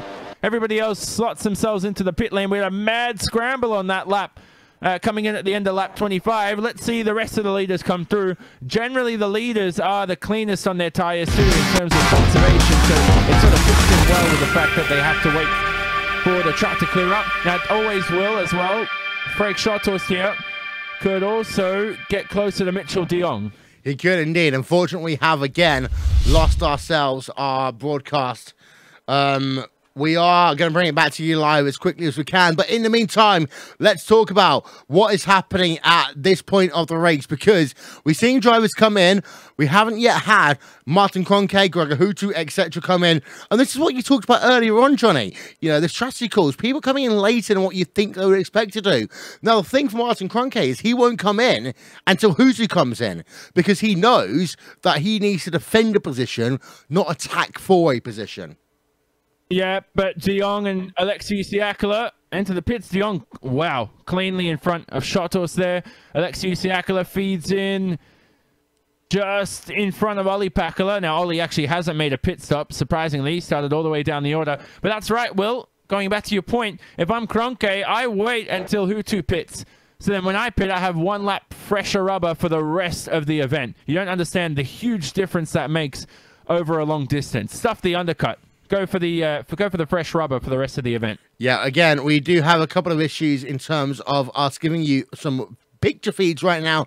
We are working to get that back for you as soon as we possibly can.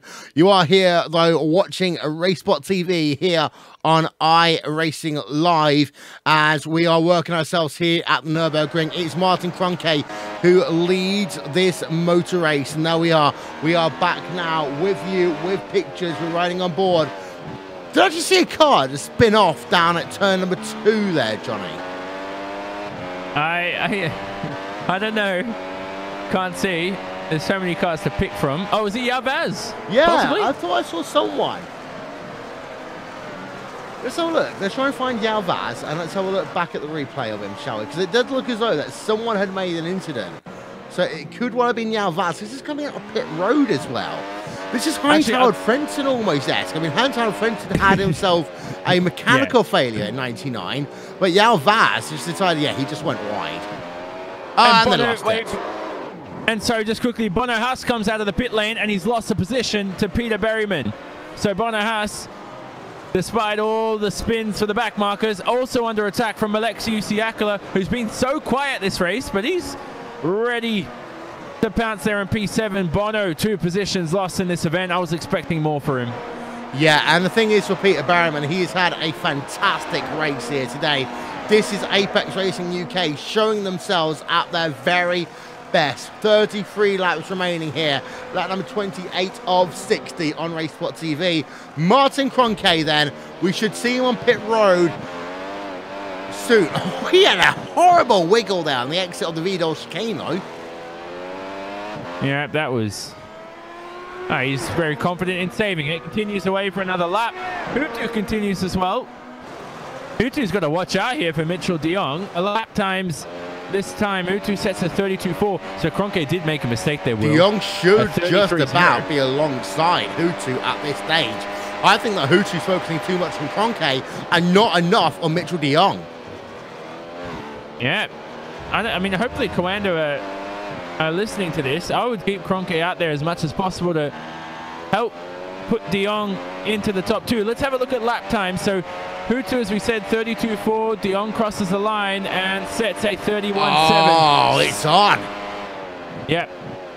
If you are Team Redline right now, and we know the teams listen to our broadcast, they are saying pit, pit, pit, pit, pit, pit, because the thing is for Hutu, yeah, he might be trying to go for the race victory, but it doesn't matter what Martin Kroenke will do at this stage. It will either be Kroenke or de Jong who will come home with the race victory if Hutu does not come onto pit road this time by. And this is where Coanda seem to have their strength in numbers. They've got people who are outside the top 5 on the grid, but are really good racers. And this is why they always seem to end up in this weird situation. Through Vidal, for Martin Kroenke, he stays out for another lap. What about Gregor Hutu? He's staying out. Hutu's just lost second place. I'm calling it right now. Yeah, he has. So, I don't want to say it until they come out of the pits. I don't want to look like a fool, but I reckon at the moment it looks like de Jong may find himself back at the front. If he takes another 7/10 of Hutu, I think that's it. And you know what? De Jong looking good in terms of getting past his own teammate. We're approaching 50% of the distance. It's lap 30 of 60, so Kroenke should pit this lap around, and I think that should be enough possibly to get de Jong into P2. Although, just remember, Will, he will be on more worn-out Pirellis. Yeah, but you've seen how hard it is to overtake here today. That's the issue. It's like, yeah, you've got 2 opportunities. You've got down into turn 1, you've got down into the chicane, the Vidal chicane, maybe down into the hairpin, which is where Hutu's coming into now. But the issue is, we know that traditionally a red lane car and a Coanda car will normally put in more downforce than an opportunistic team like an Apex, like an NX, like an Orion team, for example. Worth noting, I've only just noticed, there's no Apex drivers here today, is there? There's no which drivers? Sorry, no NX drivers here today, is there? Yeah, we haven't seen NX for most of the season. Yeah, and of course they had themselves a difficult situation at the Nurburgring. Of course, we turn our cameras away from the fact that NX had themselves what I'm only going to call a sense of red mist and rage down through the Mercedes-Benz arena. But I just realized we haven't got an NX racing team here in a World Championship Series event. And this, I think, is the first time in a long time that we haven't got them represented properly. Yeah, it's been like that for a while. So NX struggling, but there's a battle with Ollie Pakula and Nurburgring. Pakula makes his way through, and Ollie all the way down there. This is a battle for P16. But he has pitted, don't forget. Yeah, Ollie Pakula,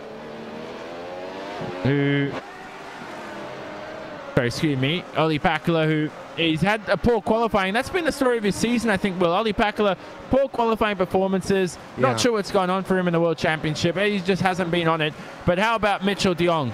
I think another second taken out of Gregor Hutu. Mitchell de Jong now 30 seconds behind. I think he's in P2, and he has a shot here at the race lead. And again, for Coanda, win the championship, 1-2 at the same time, 11 wins in a row for the driver of Martin Kroenke. That's the stuff that people cannot make up in terms of marketing. That is the sort of stuff where it writes itself. And again, we are getting all sorts of votes here on Martin Kroenke because of the fact that he is on the verge of his second World Championship. But Mitchell de Jong right now, he started in 6th place in this event, worked himself up into 3rd place by turn number 1, Johnny. You don't often see that in the iRacing World Championship Grand Prix Series. Yeah, an Alonso-esque start, so brilliant stuff from Mitchell de Jong, a Red Bull Rallycross driver, trying to prove and get... You know, he doesn't treat the sim racing world as training, really. He enjoys this competition as much as anything else. You know, you speak to him and he's always showing up for the interviews after the race. Good personality to have in your team. But as I said, you know, if you're trying to build good personalities, you have to have a certain level of talent before you do that. You can have the world's worst drivers who are great people and you're going to finish last every race. So, yeah, you have to have a certain level of talent before you bring in guys like Mitchell de Jong to your team. But he's just so good to have. Great personality. He was on my podcast last year and just had a good natural chat, you know, on recording and off air too. Wonderful person. Now, let's stop giving praise to de Jong for a second. Well, I think he may have the race lead here. Looking at the pit stop loss time, around 25 to 30 seconds. He's 29.2 from Hutu, 31.9 from Kroenke. He's very close. I think Kroenke's in this time by. It's because Kroenke knows what the gap needs to be. I think Kroenke will be in this time by. And I think that Hutu will follow him immediately. And again, Kroenke has done as much in this kind of team games here today. And sorry, I saw de Jong run off the racetrack there. Sorry to cut you off, Will. I thought he almost lost it. He lost a few tenths, so I got very excited, didn't I? I thought he almost lost the car. Not Kroenke stays not a out. good thing, obviously. Oh, wow. I don't know what Kroenke, and again, Kroenke knows what Kroenke is doing. It will be close, but I think that Kroenke is goading Hutu to find a fact. There is a 2.8 second gap to put De Jong in that gap right now. It's a very tight lineup the car and the team are running right now. But again, we've seen them do this for the last 10 rounds of the season. They know what they are doing, and Coanda right now are leading this motor race. There are other battles going on still on track. Alexei Yakola is behind Bono House. And well, for Alexei Yakola, this is him trying to get into the top 25 right now. Yeah, it is. That's why he's coming back for these last few races. And I don't know why, you know. I mean, I think he definitely wants to be in the World Championship. Not sure what's going on behind the scenes, but you know what, Alexei, if you ever need support, come and speak to me. I'm always there supporting you. I've always been a fan of him, always will be. He's a great talent. The thing is, though, that Lakota's becoming the new Ben Cornet. He gets his license with the fact he has a license. Yeah, I know. That was... And Ben has a lot to say on that. He got... People on the forums are having a big go at Ben about that, so we won't bring that up here for this race. Conversation for another day, but can I just say something quickly about Kroenke and Hutu? Yeah. This is getting personal. This is getting personal. The fact that... This is ridiculous, the fact that they've gone to lap 33 without pitting. Kroenke wants to wait for Hutu to pit. Hutu's not going to give it to him. Kroenke continues for another lap. I'm not going to be surprised if Hutu continues again. He's in. No! I am, okay, very surprised here. It was getting personal. He was giving it to him. Don't speed, Gregor. I think he's noticed that De Jong is going to be very close here on the exit. Hutu realizes that he's got to, this is his only chance now. That if he doesn't do it this lap, he will be passed. It's going to be very, very close between Gregor Hutu and Mitchell De Jong. In towards the pit box then comes the driver of Gregor Hutu. 3.8 seconds on pit road. Hutu stays ahead of De Jong, but not by much. By about half a second. Oh, that's less exciting than I thought it was. Thought it'd be side by side going into the first corner. So, De Jong, though, ate up a lot of time. So that's He also made a couple surprising. of mistakes. You said that, didn't you? Yeah, so I forgot about that. I think those mistakes have really cost Mitchell De Jong there. And 1.2 seconds at a track like this is messing up at 2 corners. Yeah, exactly. Such a narrow racetrack, no margin for error. You're looking for mechanical grip here, braking. You want as much driver feel in the McLaren. And that's the key to it. And it looks like Hutu now looking for the undercut on Martin. Kroenke will come on towards pit road this time by. And he does. You reckon? Yeah. Was that a 1-to-1 bet? 1-to-0? I don't know. That was basically betting red or black, wasn't it? So let's be honest. Yeah. Here comes Kroenke then on towards pit road. I will say, by the way, one more driver retires, Martin Kroenke wins the championship. Yeah, effectively, if he finishes the race. So Martin Kroenke wins the championship as it stands on lap number 59 of the motor race. Yeah, because Alex Bergeron's a lap behind. Yep. So Kroenke enters his box out and away. Where's Mr. 5-time? Not even close. Nowhere near close. I mean, Gregor Hutu, I will say, just had a fantastic outlap. But he's 1.5 seconds back, and that's all Kroenke needed to do. Kroenke would not go and be aggressive on towards pit road. He will not risk a speeding penalty because Kroenke wants, he doesn't want the, this is the thing on this point, he doesn't want the championship, he wants 12 out of 12. Yeah. Well, actually, I think he knows he's pretty much got the championship on hand. It's just the record, why not? And this is something where you just have to really think about it yourself. Are you going for a race win record, or are you going to be satisfied with the title? Either way, you'll be slightly disappointed if he doesn't get the entire season and win the entire season, clean sweep it, but the title's there. You know, it's like first world problems. One thing I have to say, though, is respect to Hutu. He's given it his all this race. We're seeing the Hutu of old right now. It's just that Martin Kroenke's improved ever more season after season. Let's not think that Hutu's declined. He's only 1.4 seconds away at the moment from a possible race win. And again, this is personal for Hutu, because it's not just a championship on the line right now. It is Hutu's win record that is still on the line. Most Grand Prix World Championship Series wins in a row that is on the line, because that is what people remember back in 2010. Hutu basically blitzing that 2010 season by winning in 2017. Martin Kroenke, with his wins back in 2016 as well, has the opportunity to beat Gregor Hutu, match Gregor Hutu, and then beat Gregor Hutu. Yeah, so he'll definitely put himself up there in the greatest sim races of all time, enjoying Gregor Hutu. I actually think Martin's almost already up on that list with the seasons he's had. He's just got to do it a few more times and he'll cement himself there as Hutu comes through the forward curves. Definitely pushing at the moment, Gregor Hutu. Now, you know, I always tell you, well, I hate that phrase where you say, I'm going to make up a 10 through this corner. I think at the moment, Hutu's going 100%. His aim is to not lose time during any corner, because at the moment, he's giving it his all. On board Diego Oliveira versus Kevin Ellis Jr. right now.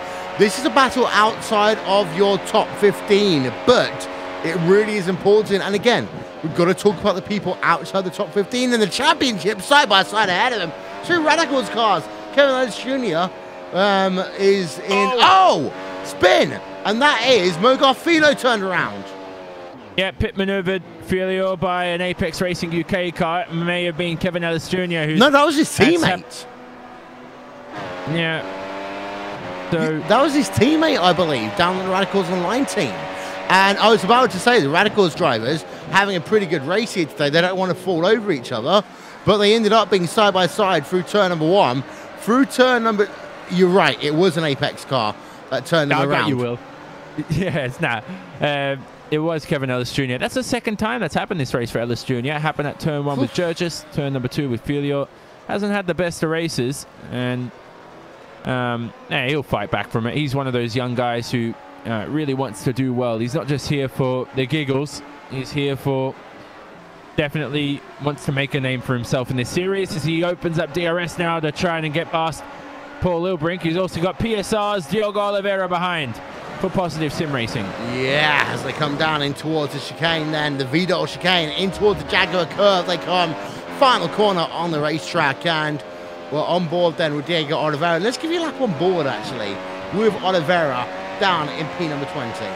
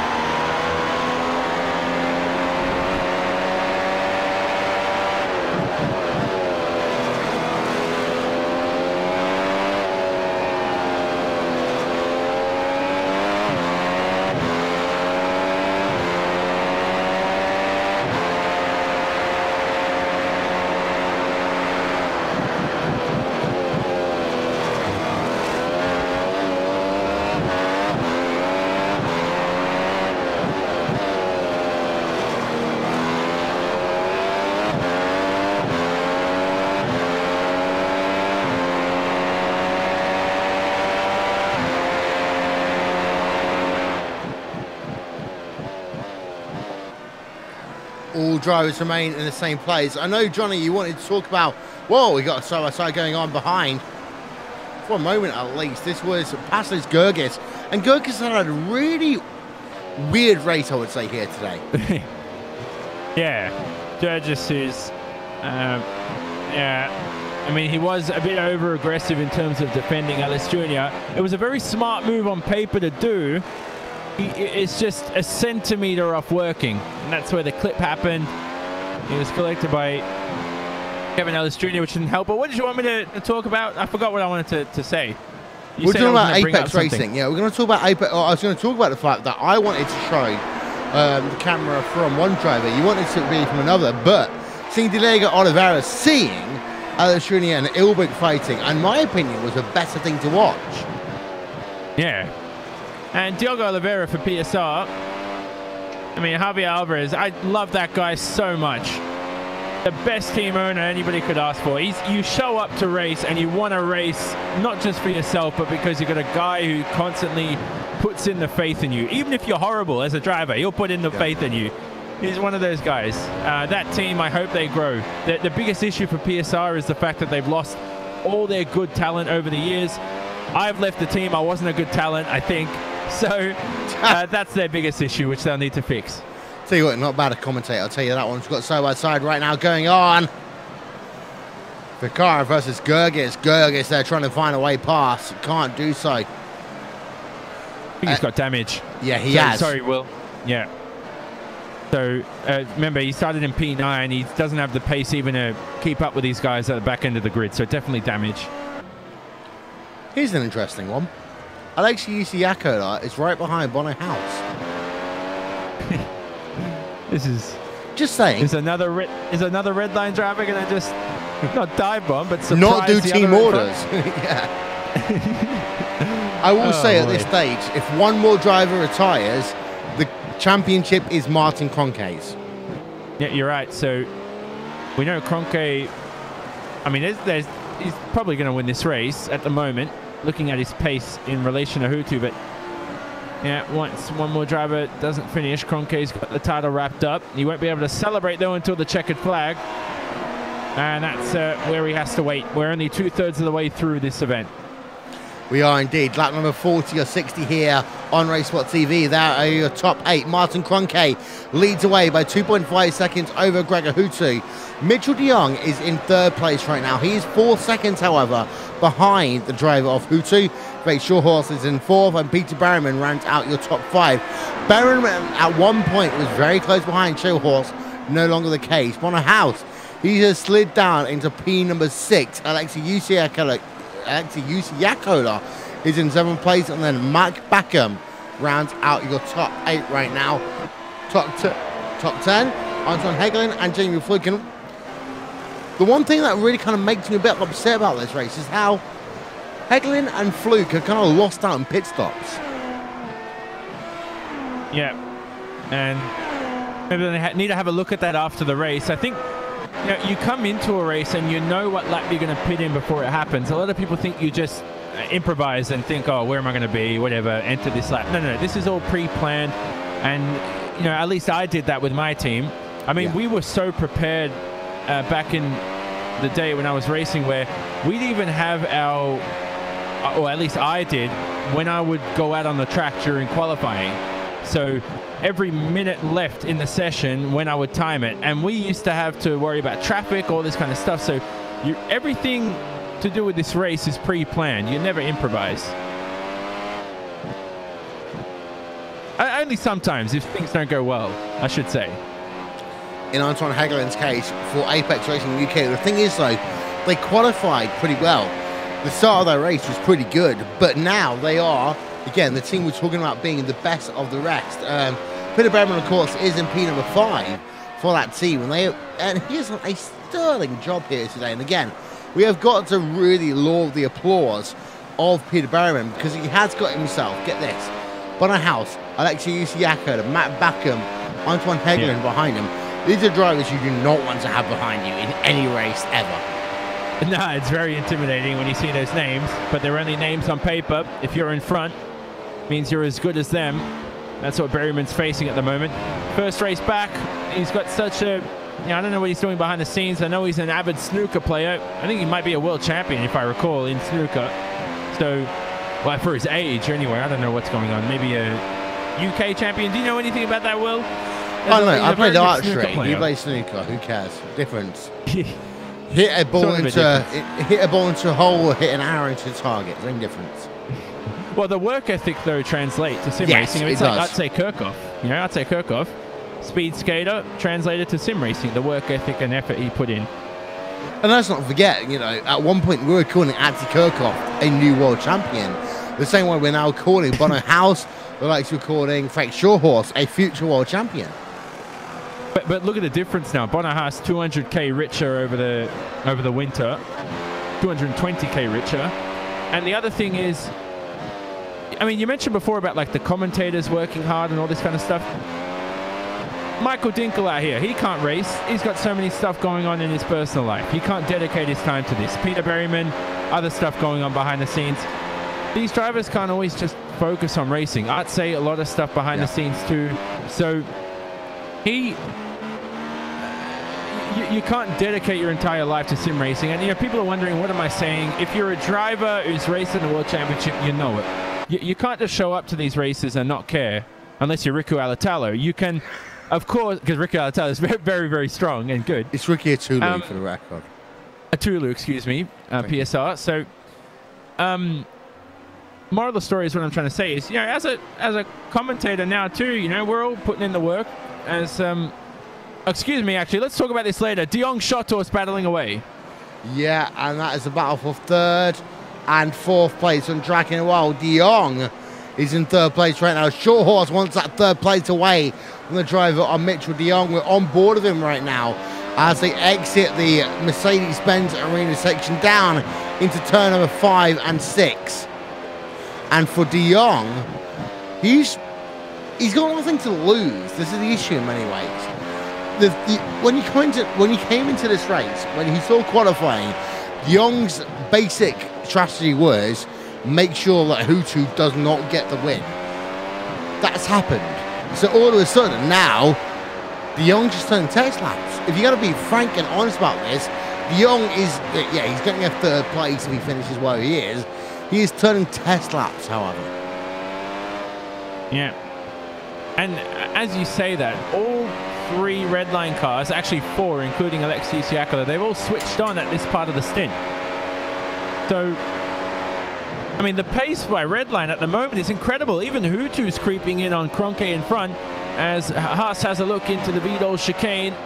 So close there. Haas on the exit. He's got a shot here at P5 on Peter Berryman. Alexei Siakala looks strong. So does Frank Shotthorst. So does Gregor Hutu. You split out your stints in 3 stages, and at the moment, the second stage of the stint for Redline is very strong. On board then with the driver of House. He's ahead of Peter Berryman. Just like that. Job done. Not entirely. Berryman around the outside also has to defend here. And also has to attack at the same time. Alexei Siakala through. Can he sustain the advantage around the outside? Oh! Tail goes both of them. And Alexei Siakala, brilliant reaction there to avoid an incident. That is world-class driving from all 3 of them. That deserves a replay from our aero coverage brought to you by And One Design, the official graphics partner of RaceSpot TV. That was down to the inside then. That was the first move done by Frank Shawhorse. By Bono House even. We're on the outside. Try Peter Berryman to get that position back. And at that point, you have the outside line. Got the outside line into the inside line again. But Bono House has had a fantastic run on the outside line of turn number 4. And that's what gave him that position there. Yep, so definitely. And as I said, the Redline cars look switched on. They look good. So Peter Berryman, I'd be nervous. The same for Mitchell De Jong. You know, I mean, into turn 1's a great overtaking spot here, Will. And the issue is that Bono House has currently scored as about 7 seconds behind Mitchell De Jong. We've got 15 laps remaining in this motor race, and it's Martin Kroenke leading by 3 seconds over Gregor Hutu. 3rd place is Mitchell De Jong. 4th place is Frank Shawhorse. 5th place now is Bono House. But I think really, I would say that for Bono, that move was more than about just I want P number 5. It's more about really Redline. We are the 2nd best team in sim racing. Well, I wouldn't want to be happy with that. I'd want to be the best. So okay, we're one of the 2 best teams in sim racing. You happy with that argument? Yeah, I'm very. See, yeah, you have to look at it in a positive mindset. You know, maybe we are not the best team yet, Put the yet at the end. Might make you feel a bit better about yourself. Barry Minot is closing in, and he goes through the Schumacher rest. It's dirty air central, that section of the racetrack. It's so horrible to go through. It is, but for Pete Barrowman in the Apex Racing UK machine, this is the issue they have so many times. They can qualify well, they can start well, they can do pit stops well. They haven't yet got the perfect package. No, they'll build to it. I mean, I think they've improved every single race this season as well. So race after race, they've lost Graham Carroll as well. No Michael Dinkel, who, I think Michael Dinkel, whether or not he fits their culture is a different question, but I think he is someone that's definitely missed in terms of the technical side. He's so well prepared. He teaches them a lot, and he's a driver they miss too. In terms of the collective side as well, so you've got to remember what he was at Vortex. He was the driver that basically brought that team together and got them 2 or 3 places in the World Championship Series in 2016. Yeah, and remember, they had 8 drivers who should have been in the World Championship. Only 2 or 3 made it, as you said. So eventually Michael left that team. He had so much history, a lot of championships with them in, was it ISOWC or another series? So ISOWC in the Classic IndyCar Series, yeah. Yeah, that's your forte right there, Will. You've seen him a lot, and that's why good talent. Graham Carroll, though, he's moved on to Redline. I'm not happy, Graham. You should be out there here today. You would have. Where would you slot him? Somewhere there in the top 5, possibly. I put him 3rd. If Graham Carroll was here, he would be 3rd right now. Daniel Wensing is in P number 16, but he's hunting and haunting Elke Happana for P number 15 right now. And he's down to the inside in turn number 3. And that was an opportunistic move there. Couldn't get the job done. And again, compromises the move then through turn 4. And... No. Oh, God. You saw him. You heard me get excited there. Yeah, Wensing basically realised, wait a minute, if I go too wide, we're both out of the main race. Yeah, that's such a narrow part of the racetrack. I mean, the front end really needs to be dialed in if you're going to go too wide through there. Here they come through the Schumacher S. It's so blind through here. Such a tight S, but it's full throttle almost. Bit of dirty air there. And the tyres aren't up to scratch, so Wensing continues away. But actually, just before the race ends, it was like 5 laps ago, I wanted to say something. As Wensing here gets very close to DRS, he's going to have a shot past Ilkka Happala. Oh, straight past. Look at the straight line speed, 325 kilometers an hour. And straight past goes Wensing. What do you want to say? Oh, yeah, what do I want to say? Thank you. Trust me, Bono earns, what, 220K over the winter. Other drivers earn money through all that kind of stuff just because of racing. Remember, a lot of these guys, and you mentioned like even the commentators before, like working hard and stuff. The amount of hard work these guys put in, and when I was racing, I never tweeted out that I was working hard every single day to get better. Even as a commentator, I don't tweet every day and say I'm putting in hours a day trying to get better in media. It's just these drivers just stay humble, do your work, and then show up and prove your worth out on the racetrack. And you look at the likes of Jamie Fluke, he's done exactly that. Well, he'll never publicize that he's done the hard work, but just by speaking to him, you understand the hard work he puts into this sport, and to what should be definite big things for the future in the iRacing World Championship Grand Prix Series. Just to let you know. That's my point done. No, that's fine. Just to let you know, we have got 28 drivers remaining in this event here today. 3 drivers have retired. They are Yav Vaz, Alex Simpson, and Stephen Michaels. That means that we can now officially say that Martin Kroenke is a 2017 iRacing World Champion. He's done it. He's done it very anticlimactic from my point of view. It's expected.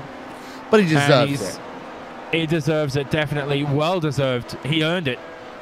I think he worked for this. He worked for every single point and win. Brilliant stuff.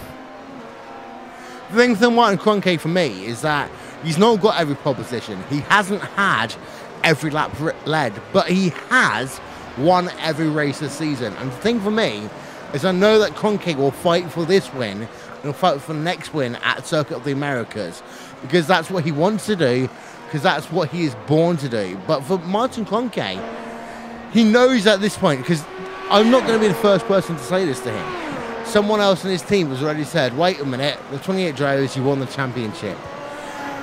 1996, at this racetrack, do you know how they celebrated the World Championship, Johnny? Yeah. Kit Kats. Honestly, this was the same situation. We had ourselves, it wasn't at this track, it was Suzuka, I'm sorry. But at Suzuka in 1996, when Damon Hill realised he'd won the World Championship, they celebrated with Kit Kats. I love that. And that may possibly be VRS Coanda's new title sponsor next season, possibly. I'm sure VRS won't be happy with that.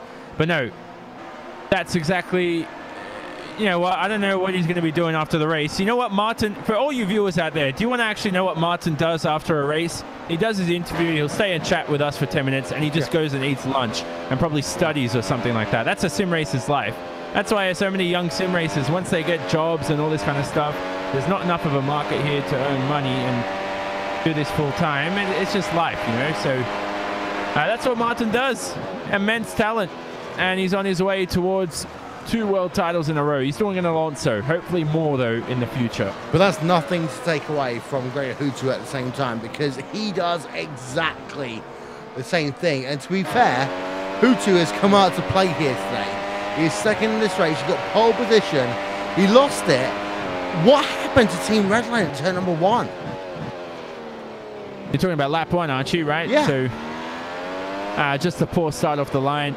You know, you think about motor racing as Shotos gets close here to De Jong in the last 10 laps. We'll have one eye on that battle. But I think it was really the start off the line. I mean, you say you don't win the race in the first corner. Today, I mean, that's pretty much what happened. The track position was key. Hutu is only 2 seconds behind Kroenke, the closest he's been since the opening 10 laps. So this race definitely isn't over for the win. As I said, Will, in this second stint and in a lighter car, the Redline car is switched on. And remember, they did have strong qualifying times too. So maybe this lighter car and lighter fuel load suits the Redline team. And the gap is still only 2 seconds on track right now, as they head themselves with 10 and a half laps to go here in this motor race. There are still battles going on track here, Johnny. And again, I will say this once or say 1,000 times. This is the time of the season that we've got to care about the drivers like Mogarfilo. Yep, that's it. I thought you were going to say more. That's it. What? I said Mogarfilo. I thought I saw him side by side with someone. It didn't happen. So, yeah. No, you're right. Look, Filio important. Daniel Bieder. There's Meglic, very strong too. Daniel Bieder, remember as well, Will, our only driver from Israel, and he's out and away there in P25. Bjorn Burgess for Orion. How successful have Orion been in the past week, Will? Good stuff with David Korps, a former World Championship driver. He won the world's fastest game around number 1 at Suzuka. And well deserved for the Orion team as well. Yep. So that's exactly right. Alex Bergeron back in the order. Alex Bergeron's been doing a lot of dirt speedway work, hasn't he? So good to see Alex Bergeron getting some gigs doing that too. Diogo Oliveira for PSR. We've spoken about him.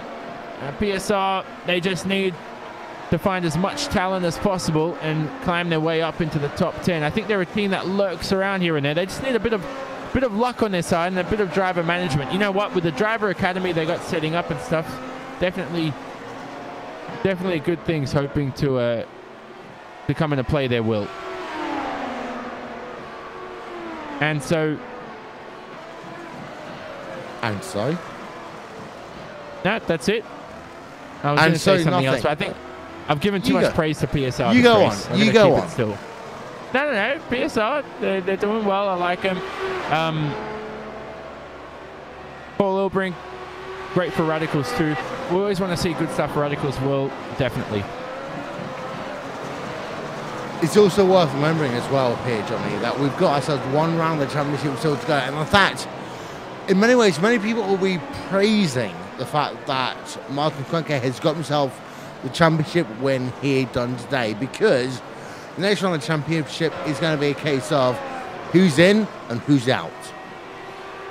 Yeah, exactly. So we'll have a look at that mark there for the licenses for next year, and we'll definitely see some good talent coming through the ranks in the Pro Series. Will maybe Fred Rasmussen and even Sebastian Job coming back. Two exciting talents for next season who will be up there in the top 10 every race. Marty Piatella in a battle possibly here, very close with Marcus Jensen.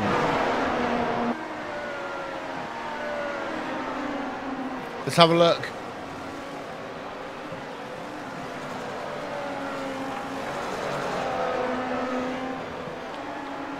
Here's Piatella around the outside. They're still side by side right now. And Piatella is ahead. But Jensen, though, Jensen has been trying his hardest is really play on board with Marcus Jensen. Side by side in turn number 1.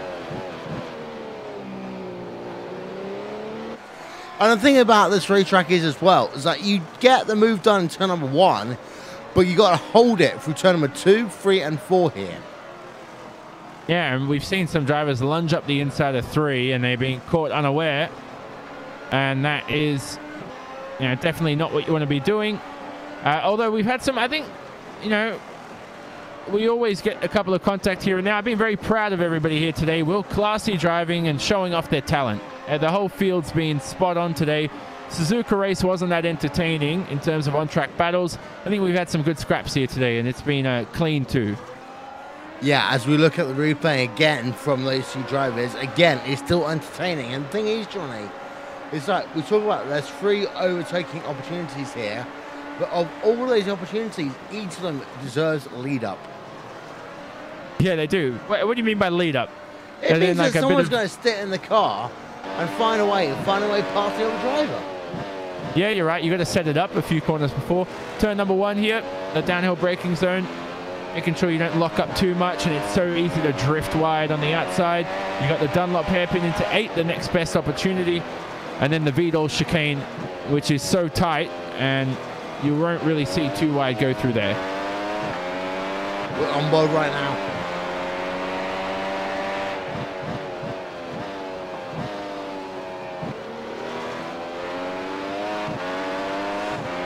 Marcus Jensen will not get the position done as he heads himself down in toward turn number 14.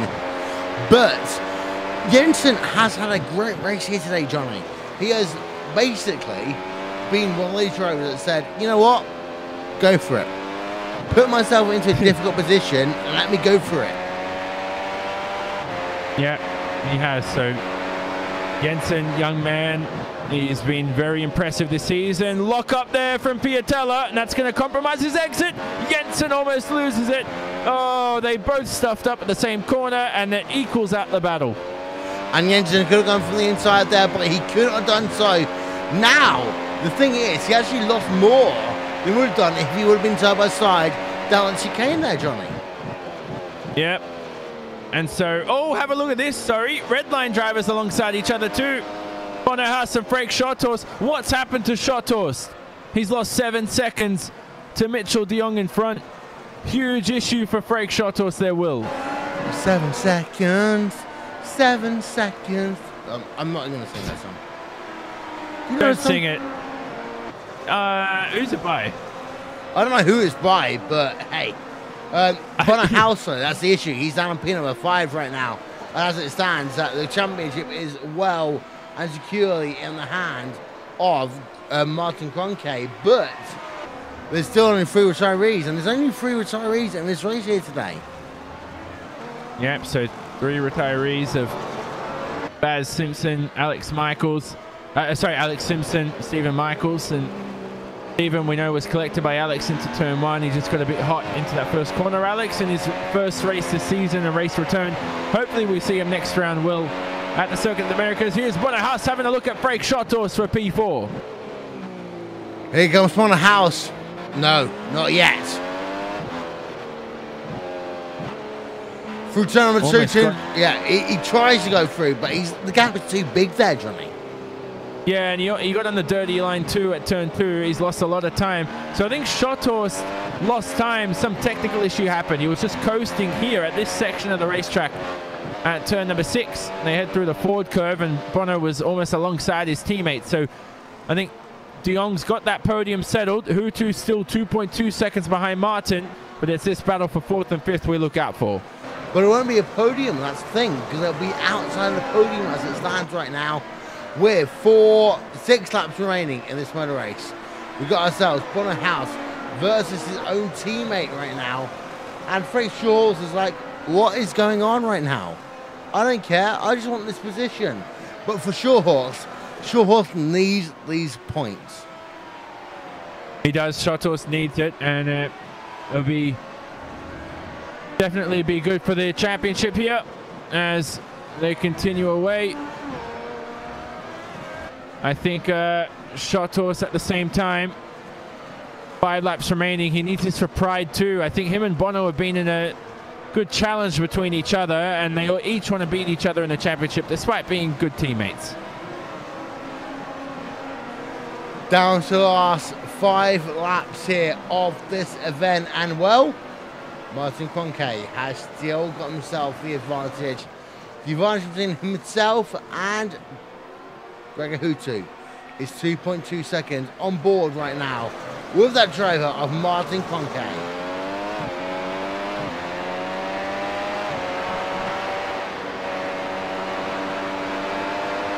There's traffic in front here between Hutu and Cronkey.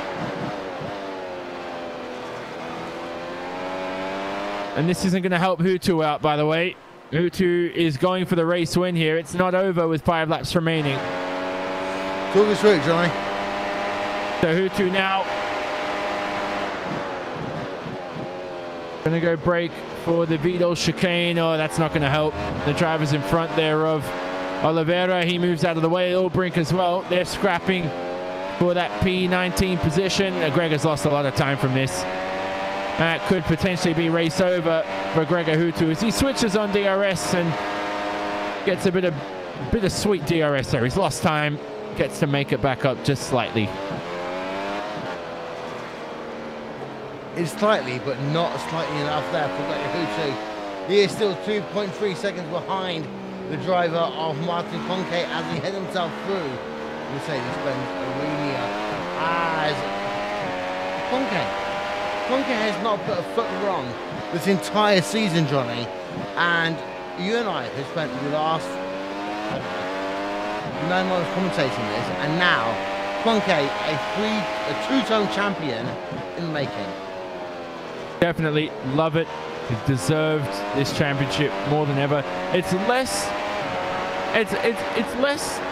dramatic as it was last season. Last season, the first one was tough. Didn't expect it. It went down to the final race, but this one, it's like we saw this coming already for most of the season, and so he's got it in the bag. And I never thought I'd see it, Will, but from a world championship, he's actually improved, and he's actually better than he was last season. How so? I mean, he's been more on it in terms of pace. He's demoralized the rest of the field. He hasn't been as consistent in terms of incident points, but that doesn't matter because incident points are just, you know, sometimes you might just clumsily touch the grass, and for some reason you're like, what was that 1x for? You know, you don't know sometimes. I think everything else in terms of his consistency and his overall race pace has been spot on, much better than last season. Qualifying, it definitely has something to improve there. He hasn't swept the pole positions, but now we're just getting nitpicky. We are, but Gregor Hutu has tried his hardest as well here in the World Championship Grand Prix Series, but Gregor cannot yet get to the point where he will become World Championship this year because he's too far back. But for Gregor, for Martin Cronkey, it's now a case of, what, 3.5 laps? Yep. So almost there, Martin. Very happy moment for him. Hugo Luis was shaking last year at this point in time at Circuit of the Americas. This time around, I think Hugo will be like, I saw this coming. Much easier championship, as we said. Marcus Jensen was very close that lap around to Marti Piatella heading into turn 1. Almost a bit of contact between the two as well, Will. Actually, there may have been contact. We'll find the replay. So 2 drivers there involved in an incident last couple of laps of not the season, but this race that will make it the season. Because Martin Cronkite will win the championship if he gets himself to victory lane. He has got himself now 2 laps to go, Johnny. Almost there. Martin rounds the final corner, and this will be white flag. 1 lap to go for Martin Cronkite, I think. Although, excuse me, he's coming through turn number 1. 2 laps to go. Yeah, I was on the replay there. How embarrassing of me. Let's give me the fire of... I'm about to get fired, aren't I, after this? So, Martin is coming through 6 now. He's got a bit of lap traffic to get out of the way. This is almost a J.R. Hildebrand moment.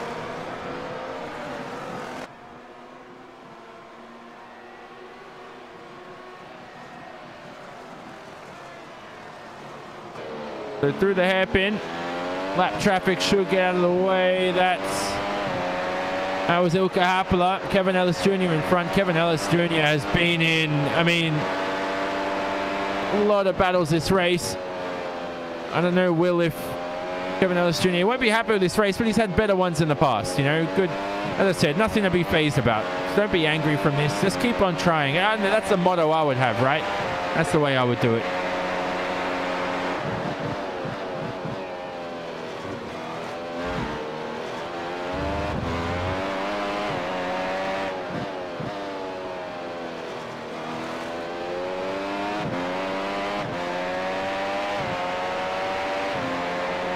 So a few technical issues there.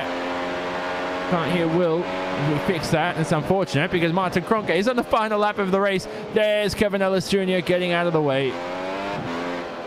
And Cronkite will enjoy this final lap as Bono Haas behind. So as we watch Cronkite on his way towards a 2nd World Championship, Bono Haas, the only man who was mathematically in contention, is in a scrap with Break Schotthorst. And he's into turn number 5 and 6. Yeah. So there you are, Will. Bono can't get past Break Schotthorst, but Martin Cronkite into the Dunlop hairpin. He's about to win the World Championship. Well, and he's won it. 2 in a row. He's won it. Yeah, sorry, excuse me. Well, he's about to seal it officially.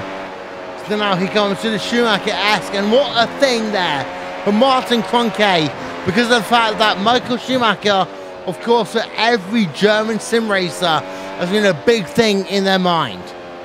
For Cronkite, he now has about 5 corners left to go. He's through the Vidal chicane in about 2 seconds' time. Brakes, turns left, turns right, out of the Vidal chicane, in towards the Jaguar curve for the final time. Cronkite will win the race. He will win the championship because Martin Cronkite is 11 for 11. He wins out here in the Nurburgring, and he wins his 2nd World Championship. Johnny, for Cronkite, this is a dream come true. Brilliant stuff. He'll be definitely pleased with that. He'll be looking forward to speak to him after the race too. Martin Cronkite. Brilliant stuff there, Will. Have a look at the results in a second. Bono couldn't get past Break Schotthorst at the line, but all the eyes are on Martin Cronkite, the German. 2 world titles and possibly more into the future if he sustains this performance for the rest of his career. So Martin Cronkite wins the race here today, and he gets himself his 2nd World Championship. Martin Cronkite, the driver that many people thought would not ever win a World Championship, now has 2. He is 1 race away from winning and beating Hutu's record for the most wins in a row. That will come down to Circuit of the Americas. But the thing is here, Johnny, Cronkite this year, no one can beat him. Literally no one can beat him. But I mean, I honestly don't know what to say. that, you know, I think his results say enough. I don't want to say he's been this, he's winning 11 in a row. His results say it. They speak enough for him. For Gregor Hutu behind, 2.3 seconds behind for a race win.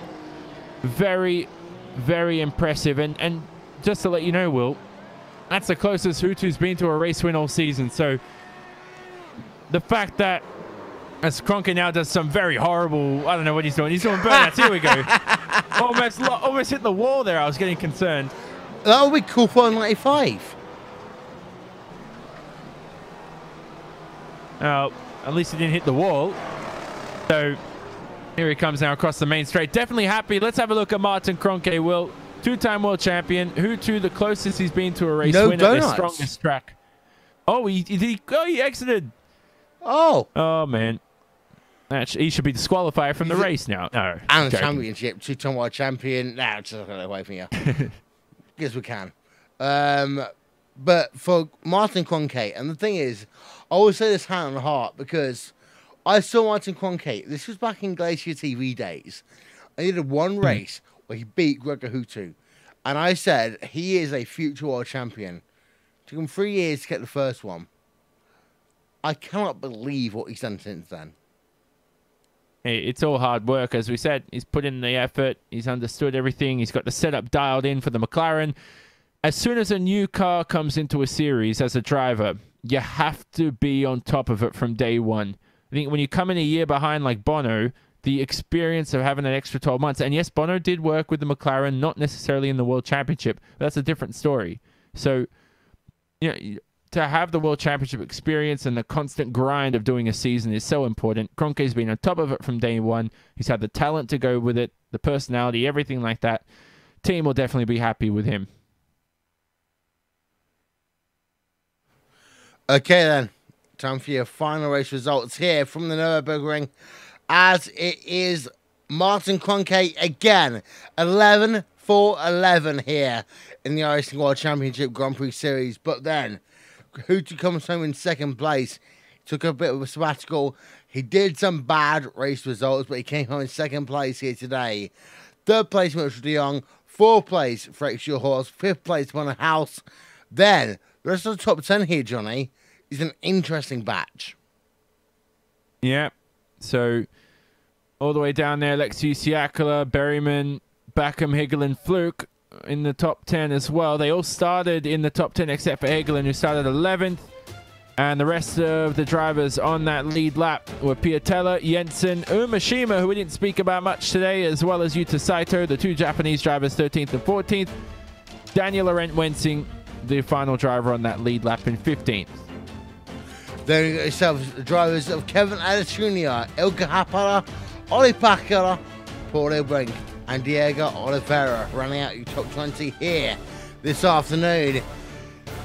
Gergis in P number 21 and then Filo in P number 22. The rest of the drivers coming up on your screen right now as we speak. 31 drivers, but one is now champion. Martin Kroenke is a two-time winner of the iRacing World Championship Grand Prix Series, and we will talk to him in a couple of moments' time here on RaceSport TV and on iRacing Live.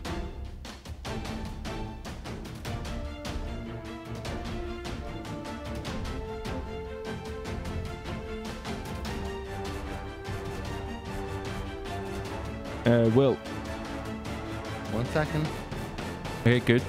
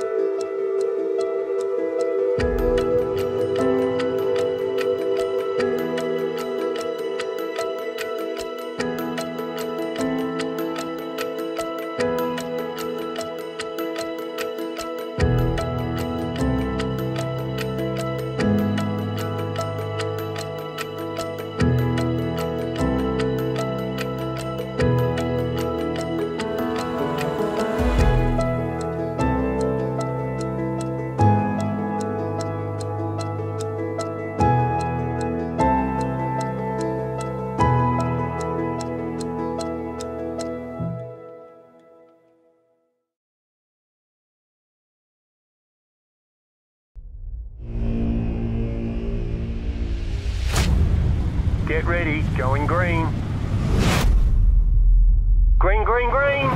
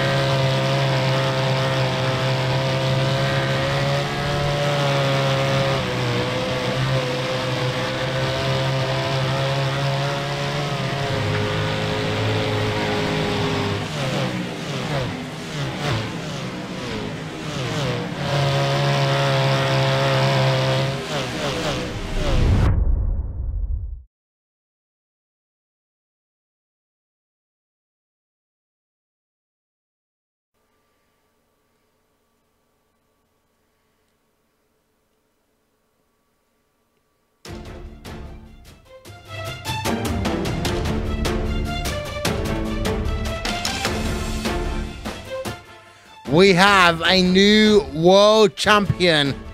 It's Martin Kroenke. The 2017 iRacing World Championship Grand Prix Series champion. He stood by with Johnny Simone. Martin, well done. Another world championship. You're back here, double now. Were you expecting this? Is this as good as a feeling as the first one? The first one seemed, it went down to the final race. This one was, you just needed to show up today and hope to get a good finish to get that championship sealed. Yeah, well, hello, first of all, thank you. Yeah, the first one is always a little bit more special. This one obviously is great as well, not gonna lie, but yeah, it was sort of almost to be expected, knowing that I think I need 7 points in 2 races. That should be possible, but you never can take it for granted. I mean, it's very possible to have a DNF and then have 2 of those in a row, and then things might look pretty bad. So still glad that it didn't go down to the wire and could close it out early enough. So you thought about that too. I came into this round and said, oh, if Martin crashes out of 2 races and Bono wins both of them, he could win the championship, Bono. But no, it didn't happen. You've got it sealed. It's all set and done. So what's the aim now for next race? Because now the championship's all sealed. You're by far a quick driver, but I guess you were probably concerned with the fact that Gregor was only 2.3 seconds behind. Is that going to concern you for the next race? Not really. Nurburgring was sort of the race where I had the most worries about. That has been a pretty terrible race for us last year. I think we've been, I don't know, 10-15 seconds away from the top stop of the podium last year, and had massive tire issues. Those issues are gone now. Pace still isn't as good as I would have liked it to be, but still it was good enough, so I can't complain really. And for next race, I think the aim is to win it again. Now the championship is done, yeah, that is at least out of my mind, but there's still a race to go, and I'd like to have the 100% win rate, so yeah, aiming for the top step again. No, let's see. I mean, that's the next step now. You've got no more championship to focus on. But, you know, this is going to be hard for you to talk about, because I know maybe you don't want to talk about yourself too much, but the hard work that you put in behind the scenes, describe that for us, because the improvements from last season to this season have been incredible. I mean, you won a world championship and you actually got quicker and better. I mean, how does that happen? That's a very good question. I actually don't really know. One of the biggest things that we have found out was just a little bit of a setup tweak that Marty has found out. That has worked basically from the get-go, from the start of the season. And ever since then, it was just marginal improvements in the setup. I think driving-wise, there was not really that much to gain to begin with. Maybe I gained something, I don't know. Can't really tell, difficult to really point a finger at what has improved. But yeah, huge thanks go out to Marty, who has developed a quite nifty trick. Yeah.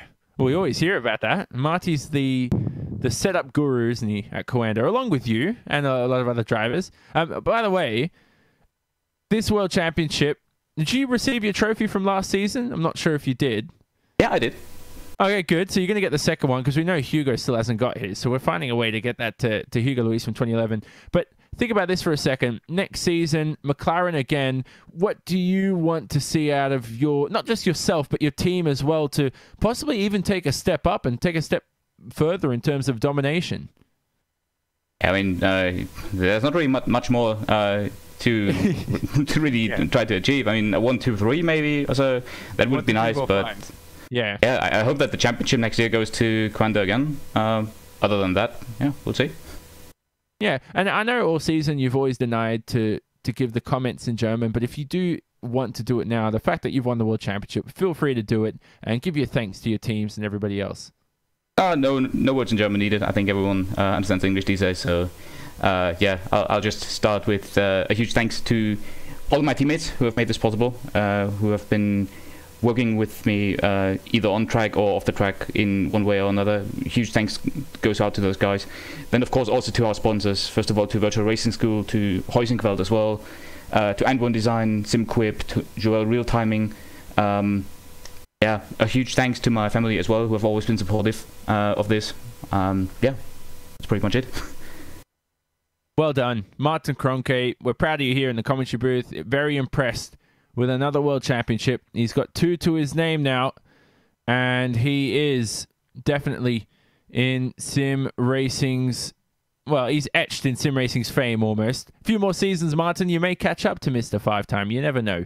But the likes of Mitchell de Jong will be looking to beat that, and he is currently, well, he finished 3rd in this race.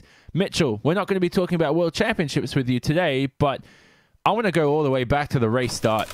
How did that happen? How did you and Martin as well, off the line on the dirty side of the grid, claw your way up the order?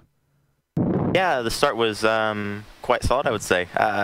You know, I think it's kind of been on par with, you know, some of the other starts I've had, but I think everyone had just a bit worse today, so I think the difference looked a bit better. But no, I think it was exactly the same as Martin, so that was good. We were able to gain some positions from the beginning, and didn't really have to worry about battling too much. It's a really tough track to pass on, so that made it significantly easier. And talk about the strategy for a second, because you did pit, and I mean, it did help you out, but for a second there, we thought you were going to take the race lead in terms of the fact that Martin and Gregor stayed out for so long. Is that something that you were keeping your eye on in terms of the gaps? Because you did make a mistake in the lap before Gregor pitted, and that was at the forward curve, I think. You ran off a little bit onto the gravel. Did that compromise the chance of you getting yourself in front of Gregor? I don't know if you remember which part of I'm talking about there. Yeah, to be honest, I don't think you lose too much from running off a bit there sometimes. Obviously, you know, you risk the car bottoming out wrong or something, or getting damaged or something like that, but yeah, I didn't really lose too much. You know, the pit strategy there, we had to basically cover Bono or Freak. I don't remember which one it was at the time, but because they pit 1 lap sooner. So just basically had to cover that. But yeah, I was just in a kind of a tricky spot. I had like no confidence driving the car today. I just couldn't get in a rhythm. Just, I don't know. Something was odd, but I just couldn't find the pace in the car. So, you know, we were just basically in defensive mode the whole time from the other red line cars. So, but in the end, I'm happy with the result. It was, I think, as good as we could have done today. Just a little bit off pace today. So. And final thing, were you very surprised by Redline's pace? Because I know, I mean, I came into this round expecting Redline to be strong at a high downforce track, but they were certainly very quick today. I mean, 4 Redline cars in the top 6, very dominant. Yeah, I think I wasn't really surprised. I don't think any of us were. You know, as Martin said, we really struggled here last year, but we made some big improvements this year. So yeah, it was still really, really tight, but yeah, I think as long as we continue to improve in tracks like this, I think it'll just get better and better. But yeah, we knew this has definitely one of our worst tracks. So yeah, it was an okay result with that said. Yeah, good stuff. Good to talk to you, Mitchell, as always. Well done. Another podium to his name and building up the statistics for himself in the iRacing World Championship Grand Prix Series. He came home, as we said, in that final podium position for VRS Coanda SimSport. So next to talk to is Freek Schothorst. No Gregor Hutu today for the interviews, so he's going to be our first Team Redline driver. And Freek, and I'm not just saying this because I said it to Mitchell, but it's always good to talk to you. Welcome back, P4. Talk about your race. Thank you. First of all, I want to congratulate Martin and Coanda. They've done an amazing job this year. Yeah, and about the race, it was well, I didn't have the ideal preparation because I'm also focusing a bit on the World's Fastest Gamer competition. But yeah, I was decently confident. I think we had good pace as a team. Qualifying was okay, and then start was a bit messy. But was able to overtake Bono in the first stint. Then I tried the undercut, closed the gap with Mitchell, and we had quite a good battle. I think it was a little bit quicker in the second stint. But it was just really hard to overtake. He had a bit more straight line speed as well. So I think I had 2 moves, took a bit of risk, but it was just not doable. And then the screen went black actually. I think my TV went on power saving mode, so I had to go completely on the brakes. Lost like 10 seconds. It's a miracle nobody hit me. I'm really happy. And you almost got overtaken by Bono there. Yeah, exactly. I like this. I turned off the TV on, and it just went on exactly the moment that Bono arrived. We had a bit of a battle at the end as well, but yeah, happy to have 4th place secured. So solidify the 3rd position in championship as well. So that's good. So 1 more round to go. Yeah, that's it. And I'm sure it's around that Redline want to win. We know you are always going to be strong at the Nurburgring. It seems to be a track that suits Redline, but Circuit of the Americas, is that a track that you think you're going to be strong at? Because over the past couple of seasons, it's always been that Coanda track. Oh, I will have a bit of indication tomorrow. It's a World's Fastest Gamer race over there. So let's see. But I think today was a decent step. We expected to be a bit stronger here. I think Gregor was really close to Martin this time, so that's a good step forward. So let's see if we can build on that for next race. And final things, P4, you were behind Gregor by 24 seconds. Is that something you can analyze as a driver? Because I know sometimes if I'm behind a teammate of mine by that much, I just like, oh God. I go to sleep. It's 5 a.m. in the morning in Australia. The race is over. I'm like, God, this is just demoralizing. And I don't know if you feel the same. We know Gregor Hutu's Mr. 5-time at the same time. Yeah, well, I think Gregor is incredibly quick anyway. This year we've been all struggling a bit with the setup, but he hasn't lost pace, so he's incredibly quick. But about a 25 seconds, so there's like 10 seconds with the screen going black. So I think 15 seconds is more representative. Yeah. So yeah, it's still a bit much, but I was also held up in the first stint a bit. So maybe I would have been a bit closer, but yeah, he had definitely a bit of an edge on me. So I need to find a little bit still. Yeah. No, excuse me about that. I should have said. I forgot about the technical issue. See, technical issues do exist in sim racing, ladies and gentlemen, and they exist in weird forms that a monitor will just hang you out to dry in weird times. Thanks, Freek. P4, brilliant result. Bonahas not available today for P5. We're going to speak to Mac Backham, who finished 8th, only because I'm very nice. But we're not going to speak to him for just about 20 seconds. I want to know if Martin's still there. I have one more thing I forgot to ask Martin. But Martin, are you still there? I'm not sure. As you're going to eat an early lunch. All right, good. At that pit stop phase I wrote this down in my questions. I can't believe I missed it. You and Gregor stayed out until, what was it, lap 33, 34? Ridiculous to go past the 50% distance mark. Was that a bit of mind games you were both playing with each other, or was that just what you planned for the whole time? To be honest, I actually have no idea. I was asking my spotters whether I should pit now at, I think, lap 30 or lap 31, and they said no. Then I kept driving. Oh, I'm so disappointed. Come on. I thought you were going to... All right. Maybe it was the other way around. Maybe Gregor was like, "No, I'm not going to pit till Martin pits." It got very close though, because we know Mitchell was close on the outlap too. Were you concerned about that at all, or were you just comfortable the whole time? It seems you were comfortable. Yeah, it was reasonably comfortable. Car was quite good this time around on the tires. Didn't do any odd things with worn tires. Just need to be a little bit careful with braking, but other than that, if you account for it, it's no big deal. So staying out longer, yeah, it's comfortable. I pit whenever my spotters tell me to do so.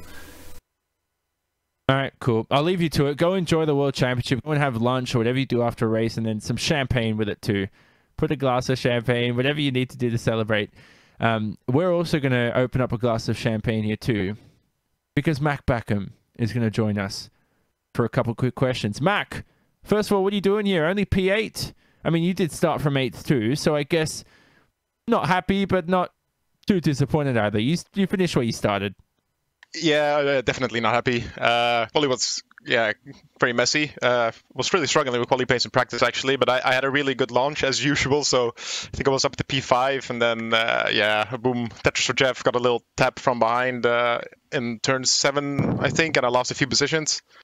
That's just racing, I think. Nothing too serious, and then I made my own mistake, and just went worse from there, and then I had a nice battle with every Apex car on the track, I think, and it was kind of good. Yeah, I mean, that tap, you had the tap from Frake on, was it turn 7, right? The forward curve, and you just saved it. Is that a moment where you're just like, whoa, this is, you thought your race was over for a second and you save it? I remember you also had a bit of a moment at turn 12 later on the first lap. It was like, you know what? Look at the bright side. It was exactly like your Indy start, but without all the contact, in a good way. Yeah, it was good. I was obviously a shame that it happened. I mean, that's just racing. Just happy I was able to save the car. And if you wanna save a car like that, you get an OSW from SimEquip. Then you have the car all under control. It doesn't matter what you do. It's all good. Oh man. Well, you go ahead. You want to thank a few people? Go for it. You got plenty of time. Yeah, I just want to thank the whole team, and especially Martin. He's been putting an insane amount of effort this year. It's just really cool to see, and it's just amazing to see how much he's been improving every race, which is also quite frustrating. And that's about it, I think. I also want to thank the Secret Discord and the Iron Fist, and that's about it. There you go. So everything wrapped up for Mac Backham. He finished in 8th this race, and definitely could have achieved more, so he knows that, and he'll be searching for that at the Circuit of the Americas. But that is all it for this round of the iRacing World Championship Grand Prix Series. The next race, we know the championship's over, but there's still licenses at stake. There's a race win streak at stake for Martin Kroenke. That will be on the 7th of October in just 2 weeks' time for 56 laps around the Circuit of the Americas, which hosts the final round, as we said, number 12 of the 2017 iRacing World Championship Grand Prix Series. That will be on RaceBot TV, streamed live on iRacing Live, as always. Thanks to all you viewers, as always. I'm Jonathan Simon. Will Vincent was leading the coverage today. We had some moments from Jake Sperry and Paul Smith, and Hugo Luis helping us as well behind the scenes. Thanks to everybody. And Wern Design. Istvan Bello for his track camera work. Nick Thiessen as well for live timing. This has been a RaceBot TV presentation broadcasted on iRacing Live. As we say so long from the Nurburgring, we look forward to seeing you in 2 weeks' time. Let's go.